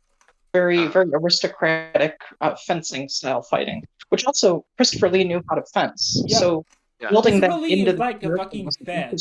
Literally, Christopher Lee has absolutely killed people with a sword. He has killed. He's literally like in an interview. He's like he knew what the sound of like somebody like choking on their own blood sounds like from like getting killed from behind with like either a bullet or a knife. You know, I don't know. That's Lord of the Rings trivia. We got it. We're not just Lord of the Rings trivia. Yeah, too deep into this. I'm trying to make a point. I'm trying to just he's the man. He can do it because the reason why Christopher Lee Count Dooku, not just because it's an elegant style, but another part of the reason why I give him the curved sword is because the way that he can hold it makes it slightly more angled for pointing, like a rapier. Yep. Because a rapier has a crossguard that you can loop your finger through. So that because it's bad for your hand to stab at a like 180 degree angle with your wrist, so you're holding the sword level. He's got like a pistol grip. Yep. Exactly, he's got this really interesting grip on the sword. But in contrast to that, you've got Obi-Wan, who's this really defensive swordsman, and Anakin, who's really aggressive. So the interplay between someone who's very fancy and those two swordsmen makes that fight, I think, very interesting to me. And Dooku has kind of this problem where they hustle him in the beginning of the fight. They're getting in each other's way and he's escaping and he's like, oh, haha, you're like little children. And then they actually start closing in on him and becoming a problem. So that's when he has to isolate Anakin, which is a mistake, as it turns out, because Anakin is very aggressive so Dooku can't confront him directly with a very elegant style of swordplay. Anakin's swinging at him with like a long sword, basically, and he's just going to town on him. Yeah, and he's got to It's take those really, hits. it's really fascinating. I think they used a stunt double for a number of the sequences in that fight for Christopher Yeah, Lee. because Christopher Lee was like 80. There's a bit where He as actually an did all those outtake, flips. I've seen this clip where Obi-Wan accidentally nutshots Anakin with his lightsaber as he's like pulling I posted guard. that. And Yeah. Hayden Christensen like takes a knee, and the stunt double for Christopher Lee for Count Dooku turns around and just shrugs. Yeah. Which is just kind of funny. Watching them have fun on the set is really interesting. But poor Hayden just got nutshotted. Yeah. Poor Hayden. These movies are probably pretty fun to make. They all seem like they're having fun in the behind the scenes stuff. Yeah, I don't think Lucas was like okay, he probably like was a hard hat and like a hard ass for like a lot of stuff, but like I don't think he was like no fun allowed. I think he had like a lot of fun shooting. I think even if it's like hard work, I think it's the kind of movie where like when you're done, you're like, okay, well, this is like a very enjoyable experience. I think it's gonna be worth it. And if you work on this movie, let's be honest. If you work on this movie, on these movies, the prequels, I think you're I think it's you're proud of that. I think these movies have like a really good legacy. For people he who, should like, be. I think people were very critical at the time, but they really love them now. I think they've sort of earned their place. Just for the meme value, I think for the meme value, I think it's unsurpassed. I don't think the originals or the sequels have like the meme value of these ones. But also, they're fun to watch too. They're interesting even in the ways they like the movie fail, like legitimately, like maybe like it's not strong enough. Like the ways in which like Lucas press like do things is interesting enough that like we will talk about it for like decades and decades. Because he's actually nothing in these movies fails like because it's lazy. Like when something is boring in the Marvel universe, it's because they just did something lazy and boring. And here it's because like you can tell someone like looked at this and made a decision, and maybe the decision doesn't work out, but like there was thought put into it. You know? Mm-hmm. It feels calculated. Because you know what George Lucas, he's like he retired from making movies for publication. He says he still makes movies, he just doesn't release them because he has infinite money. Yeah. Dude, like Lucas doesn't fucking care. Like he literally just like gave ideas for like episode like for like the sequel movies, but then like they just turned it into something like dumber. And I was like, all right. I think there's an interview. Yeah. There's an interview, I think, with some guy who turned out to be a pedophile. He's like, well, why are your movies like your movies get a lot of criticism? Why are your movies like he's like basically says like, you're such a great director, why are your movies so bad? And he's like, well, I can make good movies that make a lot of money. I don't have to, so I don't. You know, you have to respect that. I mean, didn't like Lucas like I think like did Lucas like have any links to like communists? Like I think he had like a.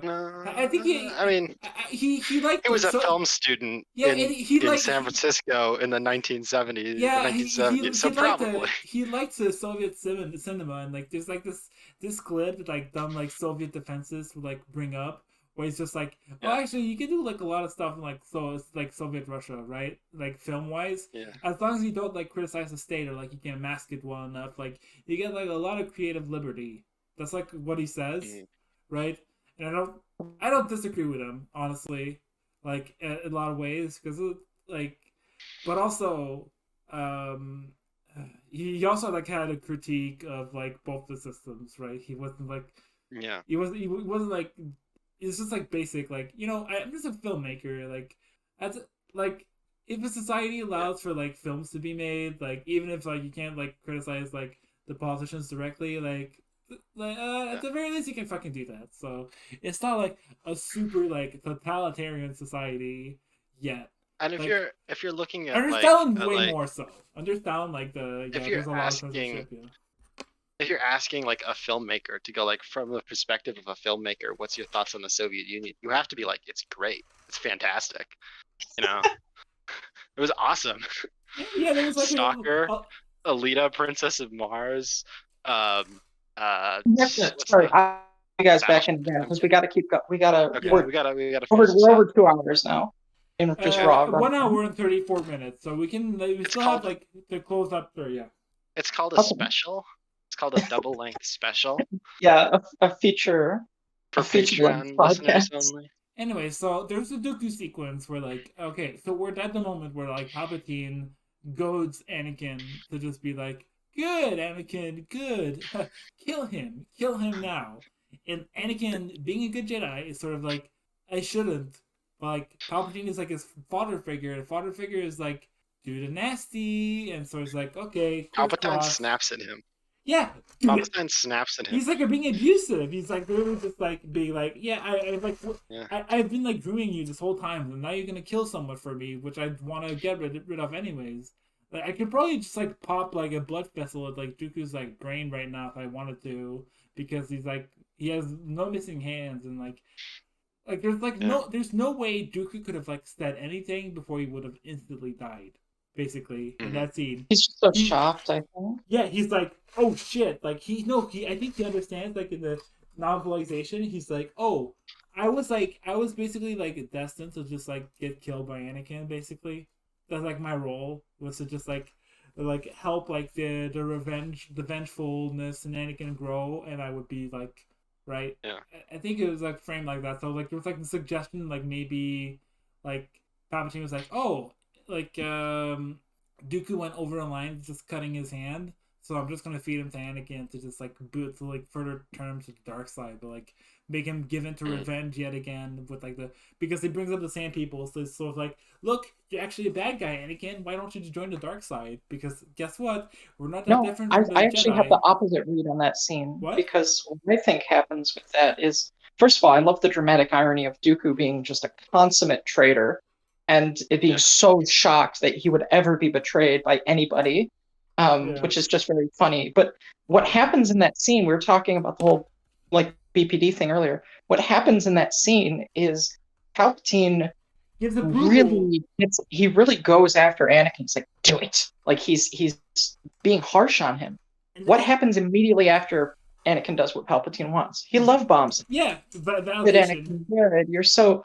He was too dangerous to be left alive. You had to do it. Something Mace Windu tells him again, and so I think Anakin is sort of like, that's like one of the things that like makes him flip, was be like his like he doesn't like he knows something is wrong, that like the Jedi and Palpatine are like gaslighting him, and at some point he just like snaps. He's like, fuck you all, you're like all misleading me, you're all using me. And then it turns out like, oh shit, well I kind of killed like probably took the wrong side now. Everybody's gonna fucking hate me, so I'm just gonna follow Palpatine.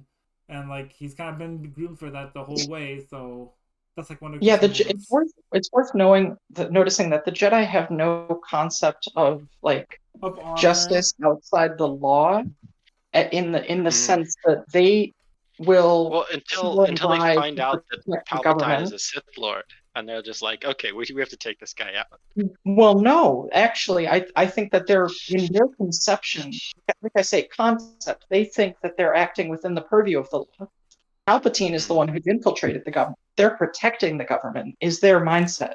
Whereas, won't see it that way. If Anakin kills the Jedi Order, then he's a traitor to the Jedi Order. And he knows intuitively the Jedi are never going to let him back in. They can't forgive him. They have no concept of how to restore that situation other than him being an enemy of the state and of the order. And his children as a religious institution and as his children too. So he's doing it for his wife and also his future children. And he's like, okay, Palpatine, you got me. I kind of know you're kind of like, you played this whole thing out for yourself, but I guess I'm going to join you. Because like Vader, like Anakin or Vader has to know, because like Palpatine is just like admits, right, that he knows where like the Separatists are, and like it's kind of hinted that like Anakin can piece together that like Palpatine was behind it all, right? But Anakin by this point is like just going on. He's out of it. you know? Yeah, and he's like, I'm just gonna get a whole lot of power, and I'm probably gonna be able to take Palpatine in like a few months, which is what he thinks. I think Anakin literally thinks. It's what he says. We can overthrow the Chancellor, but let's advance in terms of talking about the film. So they land the ship. They landed the ship on Coruscant. Then Anakin finds out that Padme is pregnant. Yeah. And his concept of his relationship to the Jedi Order has to change at that moment in time. Yeah. He was sort of living this double life, and it's going to collide now. People are going to notice that she's pregnant. And they have to kind of conspire their way through that. And then, of course, he has the premonition that she dies in childbirth.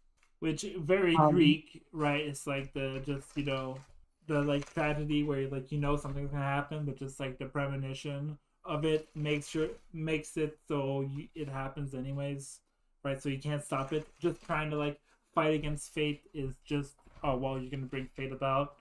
So that's a like mythical element that like Lucas has definitely studied from like mythology and theology. Yeah, I think that's a common enough trope where viewers, when they see that, will kind of just intuitively understand that that's what's happening. I think like you could understand like these are movies that like an ancient Greek audience would understand. Yeah, it's a play. It comes off as a play in a lot of scenes too. I think that's intentional. It comes off even like Star Wars like a big space soap opera in a lot of ways, and a lot of the interpersonal scenes I feel are like that, or it's like a comedy sometimes.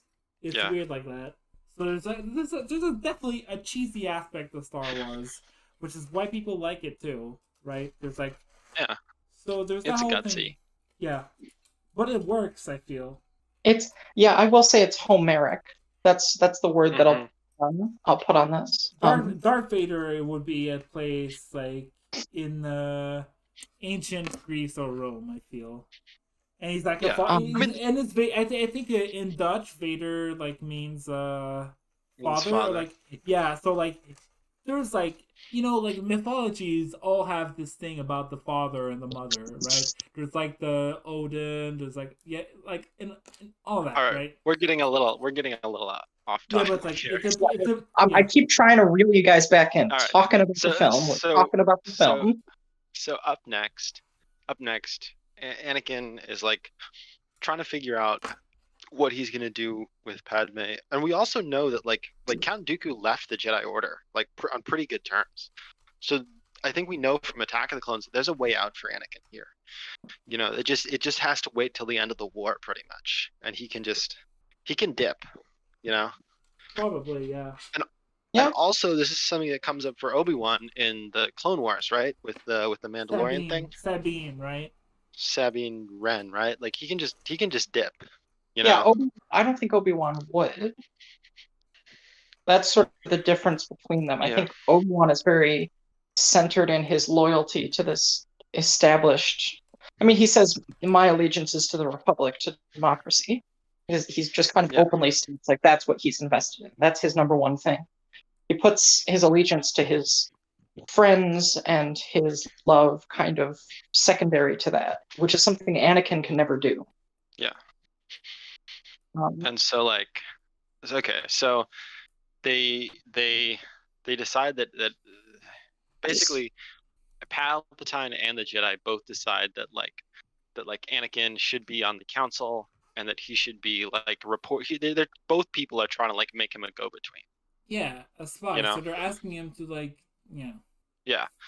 And so over the course of this, like Palpatine is like pretty much like love bombing Anakin the whole time. Basically. They're so great. They need to be nicer to you. And the Jedi are being their usual like dicks. Like dick selves. Yeah. They deny they deny him the place on the council, which would have given him like the novel specifies like if he got like the rank of Jedi, he could go to like the archives of the only Jedi masters can look at, and that could have been something he could have looked at for Padme. So he doesn't get that, which is the one of the reasons he gets angry, but also just like there's like a part of it which is like the ego thing he has in episode 2 comes back, but it's also just like it's true. this guy literally just defeated like the Sith apprentice of like, like he almost like ended the war right there. So like, why isn't he getting like masters or like, and like we find out that like they're just like distrustful of Anakin. So Palpatine is using and it's a stuff. it's a totally mercenary decision to put Anakin on the council because they further use him. The Jedi don't need this isn't like a recognition of Anakin's skills or like an attempt to honor him. It's a totally mercenary thing. The Jedi are totally open about that. Whereas Palpatine's relationship with Anakin is much more informal. I also think it's funny that Palpatine's like best friend, Anakin, is the husband of the leader of the opposition in the Senate. I just think that's a very funny dynamic. I think you can reasonably infer that which is probably something that could have happened in ancient Rome, I think. Palpatine couldn't have possibly known that Anakin would kill Padme. There's no way to ensure that she would have died like that. No, I think he could have, yeah. I don't think he knew, but I think it's just like a... No, I don't... There's no way that he could have known that. That's a variable. But what he does know, and this is what I'm trying to say, is that it's inevitable that Anakin turns on Padme. At some point, he separates them. Because he's positioned himself, sort of in the same way that he does with the Jedi, he's positioned himself as being the only one that Anakin can trust. And inherently, because of Padme's opposition to the thing that Anakin is trying to build a relationship with, Darth Sidious and the Sith, and for his own self-interested reasons that are initially altruistic. Initially, betrayal there that you're talking about in sort of the tragic way, that comes from this sense of trust that Palpatine builds up between these films. So I think Palpatine's coordinated move is to get Anakin not to trust Padme, which he accomplishes either way, regardless of whether Anakin kills Padme on Mustafar or whether it comes up later in the Senate, because we do know that Padme is going to move against Palpatine with all of these other senators who later form the Rebel Alliance. So that it's kind of inevitable, Palpatine's victory on that. It's overdetermined.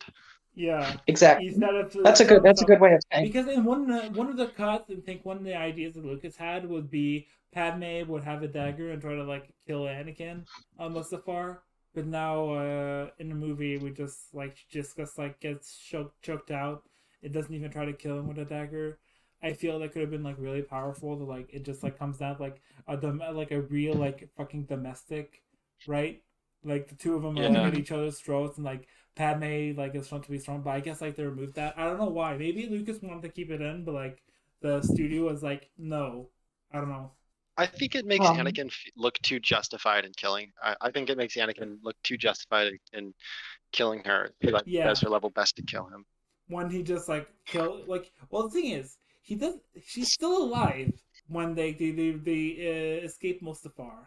But she dies on the table. But like the robot says, right, that the wait. But we're kind of getting ahead of ourselves. One or two things I want to talk about before that. Yeah. Right. Number one, Bhang had a point about the Outer Rim sieges and sort of the war elements that I thought was really interesting when we were watching these, which was that it's kind of like mundane and messy.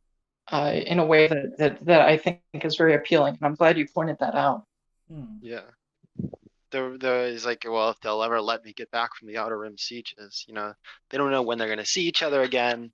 They're doing these like big maneuvers. It's not. This is what I love about Star Wars is that none of this stuff is like pretty. It's like messy and it's like people interacting with each other and weird things happening. It's not. They talk a lot about like fate and destiny, and it's something that characters believe in, but the audience is never asked to believe in destiny, as like a reason why anything happens. Yeah, they're just like asked to believe in the characters, and I love that about Star Wars. And I love the it is very character driven. Star Wars is incredibly character driven. As like mundane and like it feels true to like it just, I don't know, it's called Star Wars, and I like that it's true to like what war kind of seems like just in these little bits. And there's a certain the political element of Revenge of the Sith that I find so fascinating is that it does say, I mean, this is sort of an overdone point, but it does say a lot about fascism and about democracy. Yeah. Because that transformation takes place when the final act of these institutions, including the Jedi, is self-defense. Because they realize that they're under internal threat as well as an external threat. And immediately, every conversation the Jedi leaders start having is, I sense a plot to destroy the Jedi. We need to be very careful if the Jedi Order is to survive. It's all about self-preservation all of a sudden. It's not about winning for the galaxy, it's about surviving. And you'll notice the only it's also something Anakin does, right? He's like when he's fighting Palpatine, when he's like, oh, the Jedi are actually selfless and like think about others, and then again he's proven wrong and he's shown like the Jedi are hypocrites, and actually, so like maybe the Sith aren't that bad, or maybe I should give them a try. So it's all set up. I think Lucas, like, on that end, shows the Jedi are complete hypocrites. If you actually follow along and you listen to Palpatine, you can see why Anakin would at the very least, just let Palpatine do a few things before he would like actually try to fight him back. I love that Palpatine just says like, "Are you basically like, are you sure about that?" And just raises his eyebrow because he's so confident that Anakin's faith in the Jedi is misplaced. And it is. The thing is, it is. To say anything, he just is like, well, you can believe that, I guess. Like, go on, have fun with that. Yeah. And that's what makes it such. Your Constance is absolutely right. That's what makes it such a good like commentary on the rise of fascism, is because in ways that some people are sometimes wrong about. But I think when fascist movements arise, they typically have a sort of, well, okay, let's be honest. All of their reasons for doing everything and all of their justifications and all of their plans are all wrong. But they have underlying a lot of this. Yeah, but like, let's remember, okay, which is that this doesn't work. This is not making people happy. It's not solving human problems. Yeah. It's not fulfilling. None of this works. And also, they come to other conclusions about it. Hold on. Yeah. Hold on. Let Sherry finish. Yeah. No, that was kind of where I was going with that. Yeah. Okay, so what I wanted to say. Wait, well, what the fuck did I want to say? I was like, God damn it! Ah, fuck, the idea slipped my mind. What was it? Sorry. Then let's just keep moving forward on this. We'll come back to it. So okay. Order 66 happens. We're going through Attack of the Clones. We're going through Revenge of the Sith in real time. Oh, I wanted to note, we already talked about General Grievous and the fight on Utapau. There's not a ton to say there. Yeah. But I really like the lizard. I love the giant lizard. Yeah, she's awesome. There's Order 66, which is great. Based on Executive Order 9066, the internment of Japanese Americans. I've always thought that's like really interesting. Oh, right. Okay, I remember what I wanted to say was about like fascism. All right, so like, okay, so like, there's definitely like an instance like the way the Palpatine is seductive for like his like fascist pitch to like Anakin already was like primed with the fascist pitch because he was like a former slave. He knows like the Empire, like the Republic doesn't work, right? And I think like in his idea, I think Vader is more of a revolutionary than Palpatine, because I think Vader would have like literally like ended slavery throughout the galaxy. I think that would be something he would have done. But Palpatine is like, Palpatine just wants like to get in a position where he can just like hunt for like the power of the dark side, and just become like the dark side incarnate or something. Like he just wants more power. He just like basically wants the Empire so he can just like rule for 1,000 years when he unlocks the true power of the dark side. It's like basically like Palpatine's whole thing. Palpatine just wants to troll. Like his motivation Vader as a character. Vader has the political like ambitions. It's like today I will cause problems. I think it's but the thing with fascism, like, you know, there's like the meme with like like National Socialists and like, but like a lot of people who like were fascists like were like, there's like some anarchists who like just like turned to like fucking fascists. There's also like Mussolini like used to be like affiliated with like the left of like, you know, like literally like close to like left cons. Like the French. Well, no, hold on. Wait. No, it was like the French neo-socialists. You're thinking about in Germany, like the National Bolsheviks. No, I'm talking about Mussolini. Like he was like he had like some he was like close to like some like like formations like would later turn out to be like the left communist formations with like Bordiga and other people in the Italian left. Like Mussolini was like close to that before he like turned to like his like chauvinist turn. Like I think like with like him and Sorel like would spread like anti-Semitic conspiracy theories that like he seemingly did not think were true. Because he just like believed in like the fascist myth making, whereas like the general strike was like also like one of the big myths. Like these people were like very like cynical socialists who are like trying to find some basis in the petty bourgeoisie to just like to have some sort of like rebellion against like a bourgeois society, but also like Mussolini had no positions different from like baseline social democracy. He just had the fucking balls to do it. Yeah, but Sorel like took Bernstein's side against Kautsky too. There's like a lot of weird. Okay, so like just like okay, let's get back to space fights. But just to go, like, how does this tie into Star Wars? Okay, so what like, the fuck are you guys talking about? Okay, the fascism thing just goes to show like there's definitely like many shapes of it, and I feel like Anakin was like more on like the progressive side of things, where like he was like sort of like just like very disillusioned, right? And like Palpatine is like he's like, who fucking cares? I just like want power. I'm just like gonna mix like a bankers. I'm just gonna like arrange like things with like my empire. Like, but Vader is like he has like an origin story. There's a reason he wants to be a fucking fascist, and because he wants to like smash away like like old he wants to smash away like slavery, like makes everything unified and like right.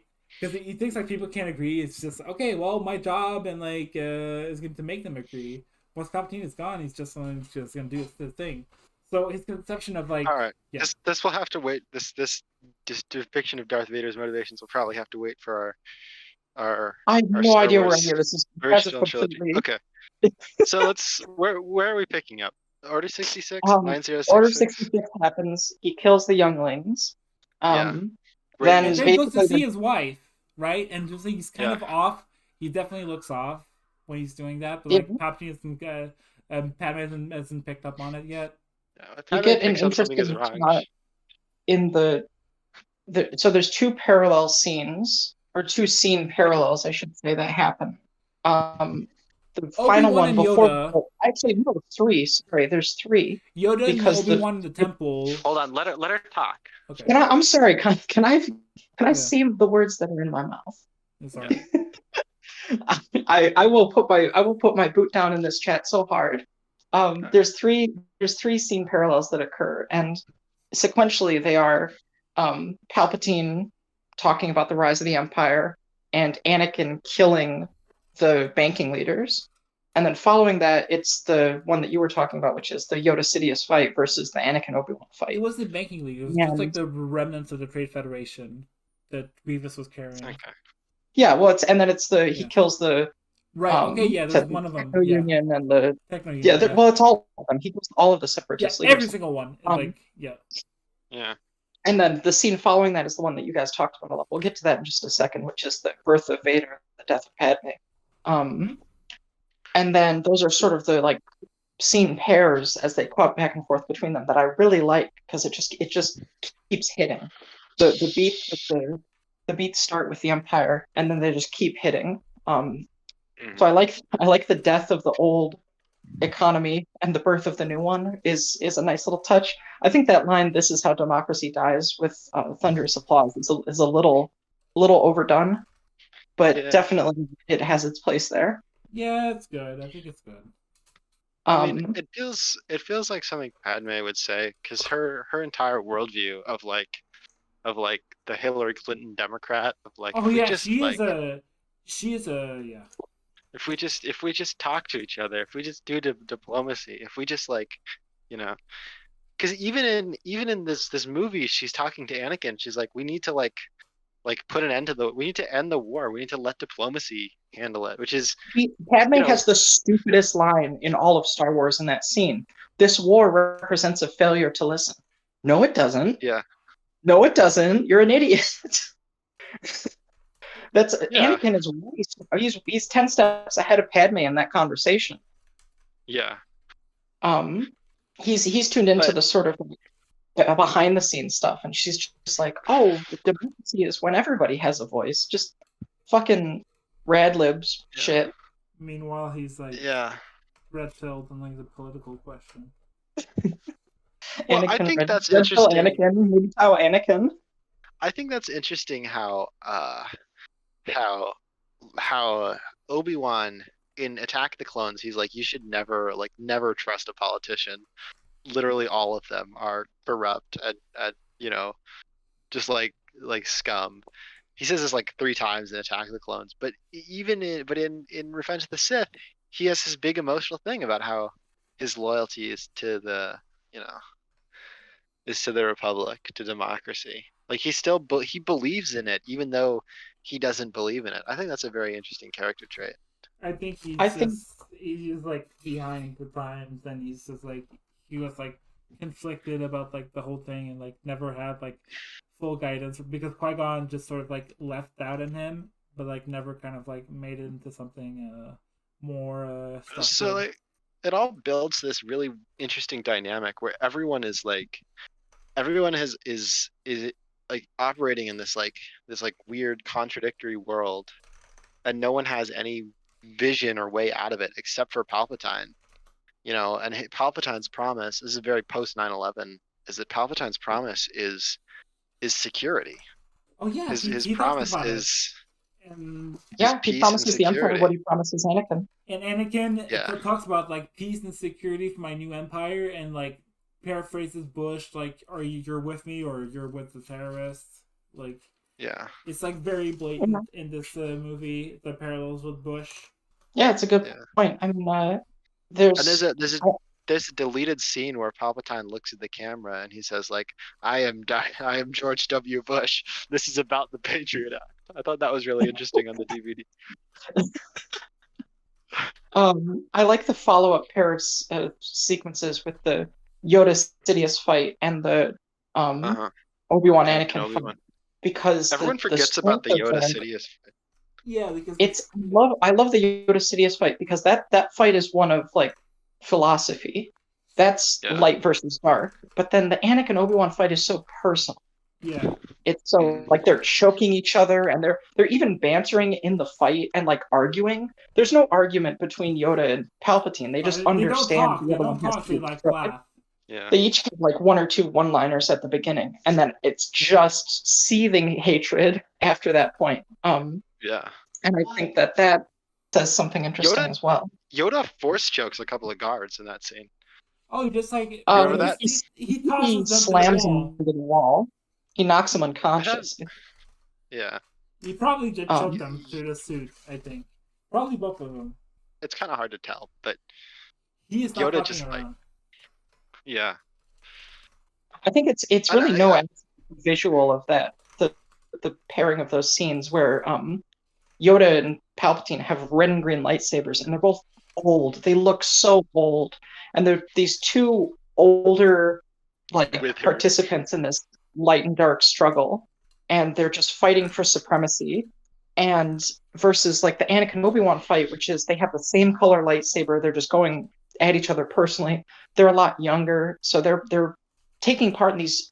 You're supposed to believe it's the same struggle, but it's also visually 2 very different struggles.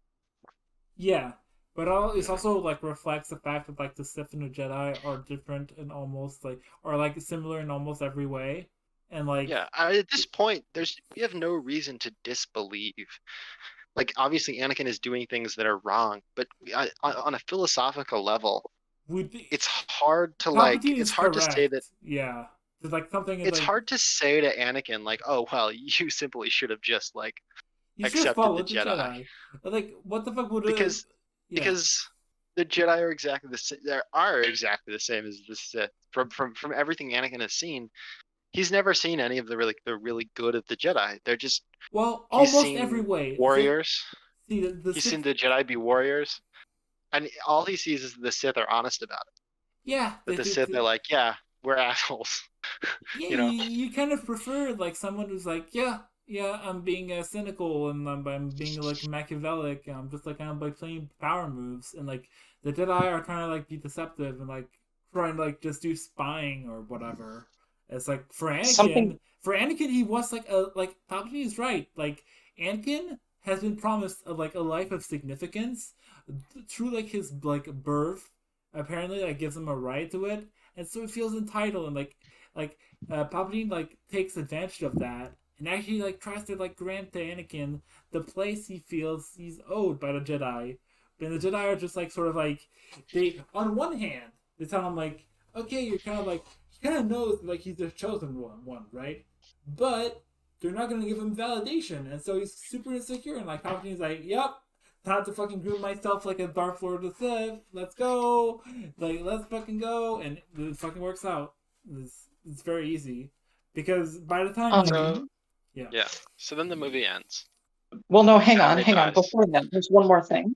The immolation Before we immolation get scene. the death birth scene, there's one Yeah. thing I want to make a note of, which is the parallel in the lightsaber fights at the very end, the way that they end.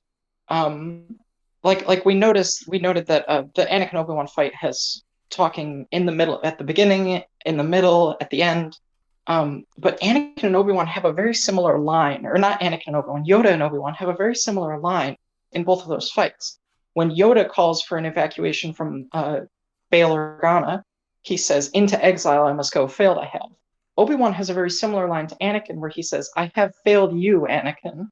Yoda's failure is one of like a general, like political and philosophical nature, whereas Obi-Wan construes his failure as like personal. Yoda's like a bad good guy, but Obi-Wan's like a bad dad, is sort of the difference in their admissions of defeat there. And I think that's very interesting.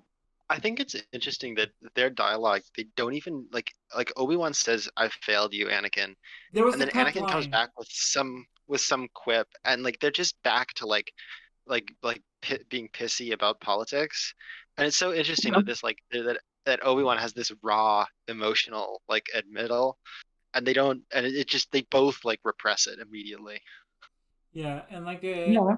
when like the like the high ground stuff obviously parallels episode one because like in the mythos of like Obi-Wan, he did like get his big start on like being able to kill a Sith Lord, and it Yeah. was because of like high ground stuff. So he knows about it.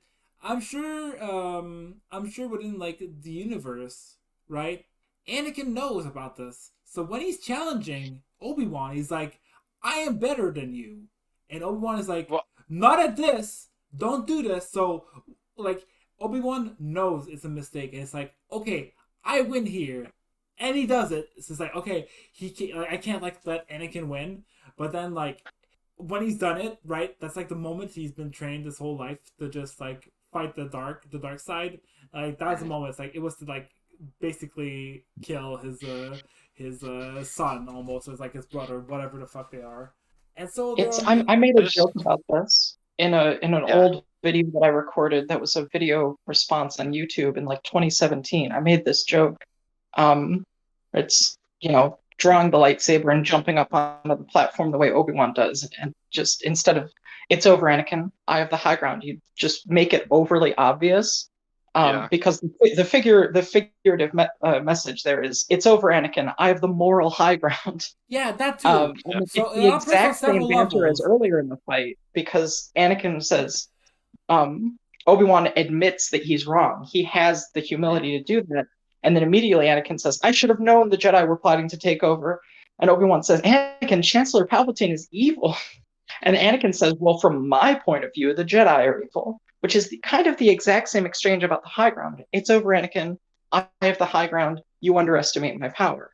It's exactly the Also, same, like, kind of exchange there. Sorry, go ahead. well, Obi-Wan is going to save that from a certain point of view line. It's going to keep that in his back pocket for when he needs it.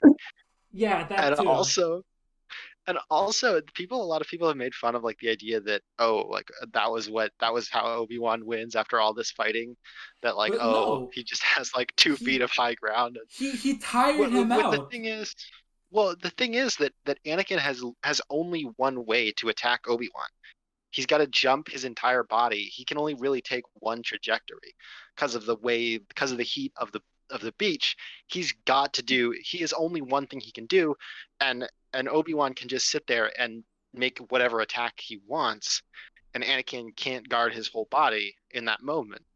So he's got no options, that will let him actually pull out a win on this Unless on he goes this to the at side and this just like, but moment. then like Anakin, Obi-Wan's just gonna flee if he just like chills there. Yeah. So And basically, so it's important for Anakin's character that he trusts that he can that like he's trying to do the impossible, but he It's can't. also a And taunt. The line of dialogue is a taunt. He says, "It's over, yeah, Anakin. Don't try it." And so Anakin is like, yeah, "No, I'll show you how great I am." And he does the flip. And of course, the functionality of the flip, he doesn't move to the side and flip left. He doesn't flip right. Obi-Wan says, "I have the high ground." And as the implication is, that's why I'm going to beat you.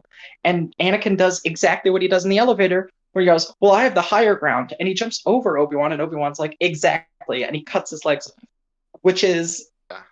perfect because it shows Obi-Wan has learned from Anakin. Uh-huh. He's the one he knows how Anakin thinks, and Anakin is forgetting that he should know how Obi-Wan thinks. Yeah, because he hates him too much. Because in that moment, he's like overly competitive, and it's just like typical like fascist insecurity. He's sort of like, how dare you question my power? Like, how dare you? And it's just very petty, and of course, well, it's appropriate for like Darth Vader to just like lose his like shine because of like that kind Yeah. of mistake. And then is the burning scene, which there's like a cut dialogue where like I think Obi-Wan is like, I can't like I think like Anakin is supposed to say like, help me, and like Obi-Wan's like, I can't help you now, but that was cut. I think you can see like a Yeah. remnant of it, and like one of the shots of like Anakin just like on the beach, like on the sand beach, and sort of like just like grunting. I think you can see maybe a movement of his lips. There's like a remnant of like that cut line, but the exchange that happens there is sort of like, I don't know what you think of it. Have you guys seen the blooper where Yeah, they're in the yeah, middle of the scene and Anakin just grins at him and he does the little hand flip? He goes, "Oh, I hate you." yeah. Is so what a good sense of humor Hayden Christensen has, honestly. But you're right. He really acts his butt off all of these movies. He completely sells Anakin as like miserable and tortured and conflicted. I mean, even Yeah, when he gets burned, he looks really pathetic. Like he's definitely like, it's not that pathetic. It's like, Yeah. ha ha ha, like, you got burned. It's like, oh my god, this is like this is uncomfortable to watch, right? I mean, it is of course like uncomfortable to like watch someone burn, right? But it's like somehow it's like soul. It's like, this is like obviously not a good thing because we know where this ends up, and it's like, oh no, well, this is only gonna get worse. yeah. I mean, And then what follows is like the whole sequence, which the parallel of Padme and Vader, like Vader being like Anakin dying with Padme, and then Vader being the rebirth. yeah. You guys pointed out the Sorry, heartbeat thing, and I didn't quite get that. yeah, You that's can, because you watched it on a phone. It's just there. It's just there it's if you just have there, like, and like sometimes I yeah, think you can hear a double heartbeat, which it's might just in be, the music. yeah, it's there. And there is like the little detail which, like, if you listen very closely, when the Darth Vader mask comes on, you can almost hear like a very like raspy whisper that could like sound like a Padme help me, maybe, if you really put off I think I think my big problem is the time frame of these movies. Is it's yeah, supposed to be 3 years between Attack of the Clones and Revenge of the Sith, and it's supposed to be 15 years between Revenge of the Sith and A New Hope. And I don't buy Anakin, or not Anakin. I don't buy Luke and Leia as 15 in that movie. That's just not true. yeah. These people are obviously in their 20s. They're obviously supposed to be at least in their early 20s, 19, maybe at the youngest. In the script, Luke is actually 14 in the original New Hope script. That was how he was written. Which is just crazy that Lucas is so invested in casting these really young characters. It's some artistic thing. I don't know. Yeah, I think. Well, because it's supposed to represent like innocence, like the I guess it kind of well, have you ever watched Malcolm in the Middle? Yeah, I went out with my Yeah, parents and my brothers when I was a kid. Yeah. yeah. So the fact when they grow up, that kind of has the effect. Maybe it's like there's that effect where you just like the first movie, you can have him way younger, and then because you know the sequel, like 2 or 3 years, they're gonna be older, and like from an artistic perspective, it's like interesting to like have the actor grow with the art. I guess maybe I don't know. Yeah, I mean, it's honestly, I think it's a strong ending. People harp on that. Can we talk about Padme dying of a broken heart Yeah, as like kind of Yeah. our on this out? I threw out my theory. There. Okay, so but what did you all think? I have my own theory. I think I mentioned. I liked what you had to say about that. I Oh, want you to talk about okay. that a So little I'll bit. explain. So the medical droid like reveals like okay, so Padme's gonna give birth, but she has lost the will to live, and also it's twins, right? So we find out it's like oh well, the audience already knew it had to be twins, but they Padme didn't know. Neither did Anakin. So Padme is like dying at childbirth. But think about it. So throughout the movie, like there's even like an explicit scene which like sort of hints at it, where like they're looking out through the window. So like Anakin is at the Jedi Temple, looks out through the window and like cries, and like Padme does the same, but like from the apartment, and they kind of like look out, and it's kind of hinted at they have like a Force connection. If you look at the sequel Yeah. movies, it's probably some maybe kind of like maybe Lucas's version of like what Kylo Ren and like Rey have. It's not exactly Or like that, but like there's a connection. in There's something. There's a force connection going on there between the two. I feel it's not a crazy assumption to Leia have. and Luke can feel each other too, so I Yeah, think that yeah, you're yeah, dead yeah, on. yeah. So like this checks out. This checks out in canon, right? That like there's like the Skywalkers can feel each other at the very least, and probably also can feel other people when they're suffering, which is the reason that Luke goes to like Cloud City, anyways. So my theory is that because they loved each other so much, they had some sort of spiritual connection that made it so inadvertently um, Anakin survived the whole operation thing, right? By either siphoning off life from Padme without. I don't think Anakin knew what was happening there. I don't think it was a conscious thing, but just like because the two were like their hearts were like one, right? They just like Anakin just siphoned off the life force from Padme to survive without knowing it. Or maybe Padme might have known, or like there's like it is left ambiguous, but I think Thanks, dude. yeah. Appreciate it. Sorry. No, There's someone in it's the background. you're right, I think, because at least at a thematic level, what happens is that And also there's like the Padme necklace. is There's a necklace sacrificed thing. for There's a Vader. there's a necklace thing that you hold The over your Japor heart. snippet. Yeah, there's like the necklace that like they bring up at the start of the movie and also at the end of the movie during like inner Kaufman, right, on the parade. It's held out to your heart. Mhm. I think it's hinted that like basically Anakin survived to be Darth Vader and to eventually like save their son because he siphoned off Dude. through a power of the dark side um Padme's life to survive the fact that he got fucking burned. And Actually, that's a great. I never thought about the divorce snippet, but do you remember when he gives it to her in the first film? And yeah. he says, "It'll bring you good fortune." And she says, "Thanks, but I don't need this to remember you by." Um, and then she says, "Many things will change when we reach the capital, but my caring for you will remain." And then he says, "I care for you too, only." And then she says, "You miss your mother." And then she comforts him. But that's really interesting because actually it's kind of foreshadowing that she places more singular importance in their relationship than he does when she dies. Yeah. He's And got a he sort of split and allegiance. also let's remember she still says at the end there's good in him, right? Which depending on like again, I don't think it was like a conscious thing by either Anakin or Padme, but the fact that like she kind of hints at it like there's like still good in him, right? And that she ends up being right. I think there could have been like an instinct thing that like she still felt the him through the force and could tell there's like still good in him because she kind of like knew Anakin like better than Obi-Wan, I guess.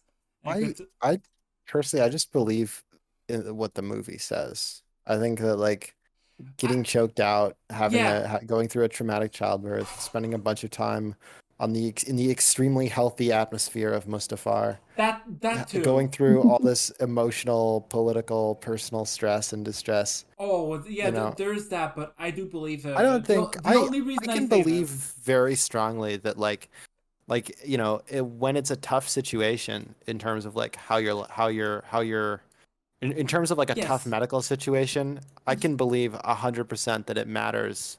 I can believe, Padme. I know. If Padme is willing to fight through it, and I can also 100% believe that she was not willing to fight through it. I can understand, which is again might mean that like she like in a spiritual sense she just gave her life to save her husband, I guess, because she had kind of like she was like kind of checked out in maybe several ways. It was like, well, the Empire's fucked. My kids are gonna be fucked up because their dad is like fucking psycho killer. And it's like, but I guess I still believe in him, and I like maybe like in a like myth like sort of way she gives the gift of life to like somebody who's like supposed to be dead, and like supposed to like it's interesting because people make fun of this by saying she dies of a broken heart, but like what they say is she's lost the will to live, which is interesting because there's a lot of stories that people tell in their own lives about like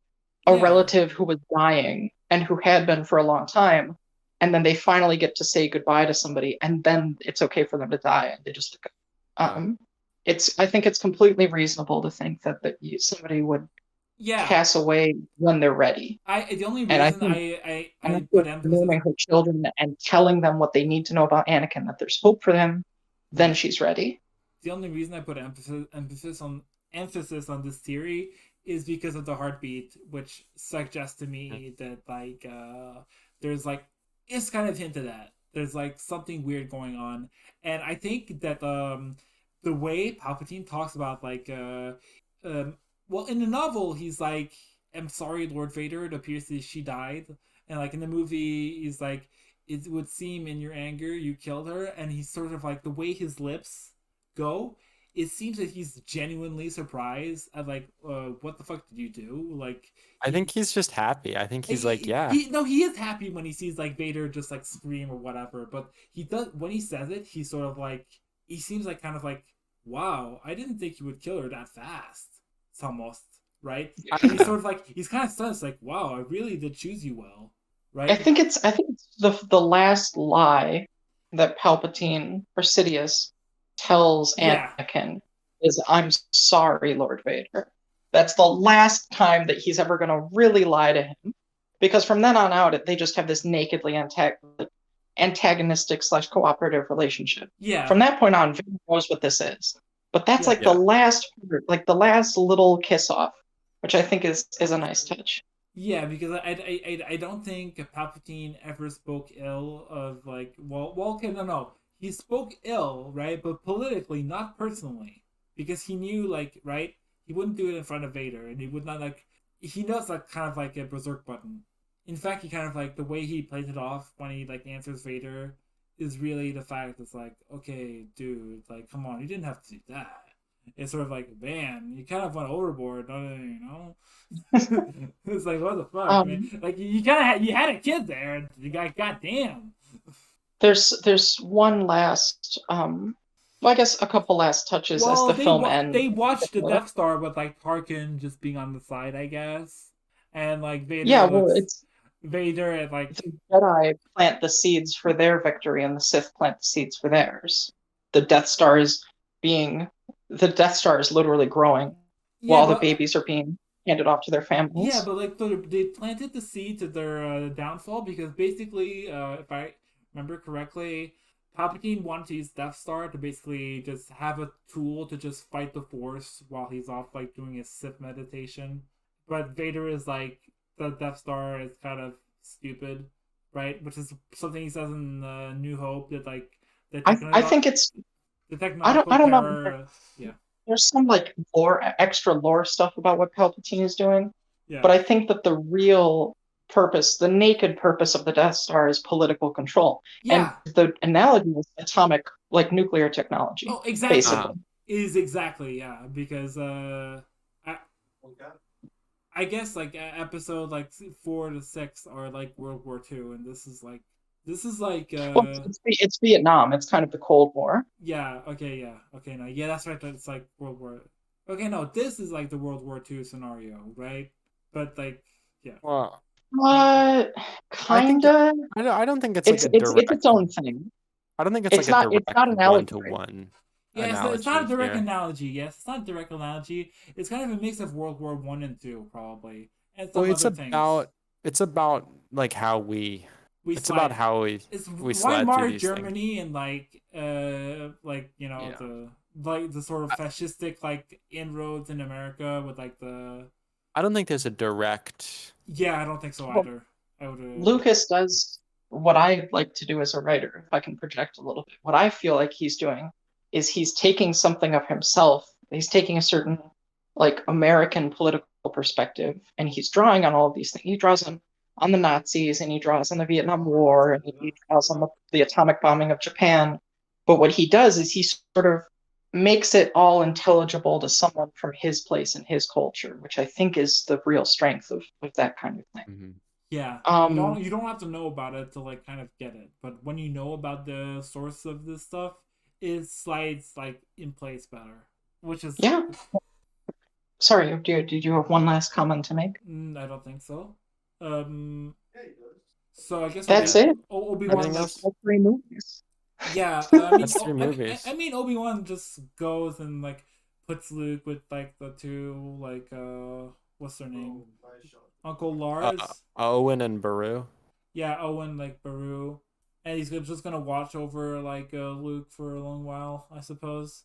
That's kind of how the movie ends. Oh, I guess like also during that time, Yoda just tells Obi-Wan that Qui-Gon's still alive, like in the Force. He learned to like become a Force. They set up the Force Ghost. And that's like the one thing where like they explain how Yoda and well, it doesn't explain how Anakin comes back as a Force Ghost. There is some extra lore to that, but it explains how Yoda and Obi-Wan got managed to become Force Ghosts. It explains because by the way, Obi-Wan, the guy you know the guy who could have given you emotional support. Well, I've been talking with him this whole time. Yeah, honestly, that doesn't really make much sense. Well, it makes sense within like the mythic logic of it. Yeah, within the mythic logic, like maybe there's always like Qui-Gon can't just come out and like talk to Anakin, just be like, stop being fucking stupid, and like or like just tell Obi-Wan to be like, hey, by the way, you should probably help Anakin. Like the Jedi Council are gonna be a bunch of fucking dicks, but you need to be like supportive of him, else he's gonna turn to the dark side. Okay, like he can never like. Storytelling wise, you can never do that. And also, we've been going for like 2 hours and 30 minutes. Yeah. Anyways. Yeah. Let's put a wrap on. Let's put a pin in this. Is there anything? No. Any last final things? I don't think so. I've said enough. Yeah. I just really enjoyed. These movies watching are good. All of this with these movies are very watchable. They're very watchable. Anybody if you haven't watched these movies in a while, do so. 100% recommend going back and watching them and just doing it with like an open mind. And you got to be ready for like Star Wars bullshit. Yeah. Like, you got to have a certain degree of tolerance for like there's people who hate Star Wars, like the original trilogy too, because it's a nonsense Wagnerian indulgent space B movie. Yeah, but like you have to love like that. You have to take Lucas let Lucas take you on a ride, all right? Yeah. So up next, we're probably going to talk about like boring political stuff. But if we do more Star Wars stuff, maybe we're going to do more movie stuff for sure in the future. I love the movie, the idea of the movie episodes. We could watch I think there's like a really good movie that could be like really funny to watch. Would be like the movie about like the Japanese Red Army where like they start killing each other over like the revolutionary cookies. That'd be like really funny. Where we can I know this guy. That's Donald Parkinson. Yeah. When this episode goes up, we'll take recommendations. My proposal was the Lord of the Rings film. I haven't watched Lord of the Rings in forever, so I think that's fun. Yeah. I want to watch Lord of the Rings with Lauren, because didn't you say that was one of your favorite Star Wars movies? Not Lord of the Rings, Rogue One. You're right. I have not watched Rogue One. I have not watched Rogue One. I have not watched There's some of my favorite films, and I'm very critical of certain parts of them. but I've written about them a ton in like essays and when I was in college, and then for like YouTube and other stuff. And I write my own like fantasy and science fiction books. So I've got I actually read. I'll talk about it when we do the episode, but I actually read Lord of the Rings first when I was 7 years old, and it just completely made me who I am. I stole a copy of The Hobbit from our local library. Just full on took it.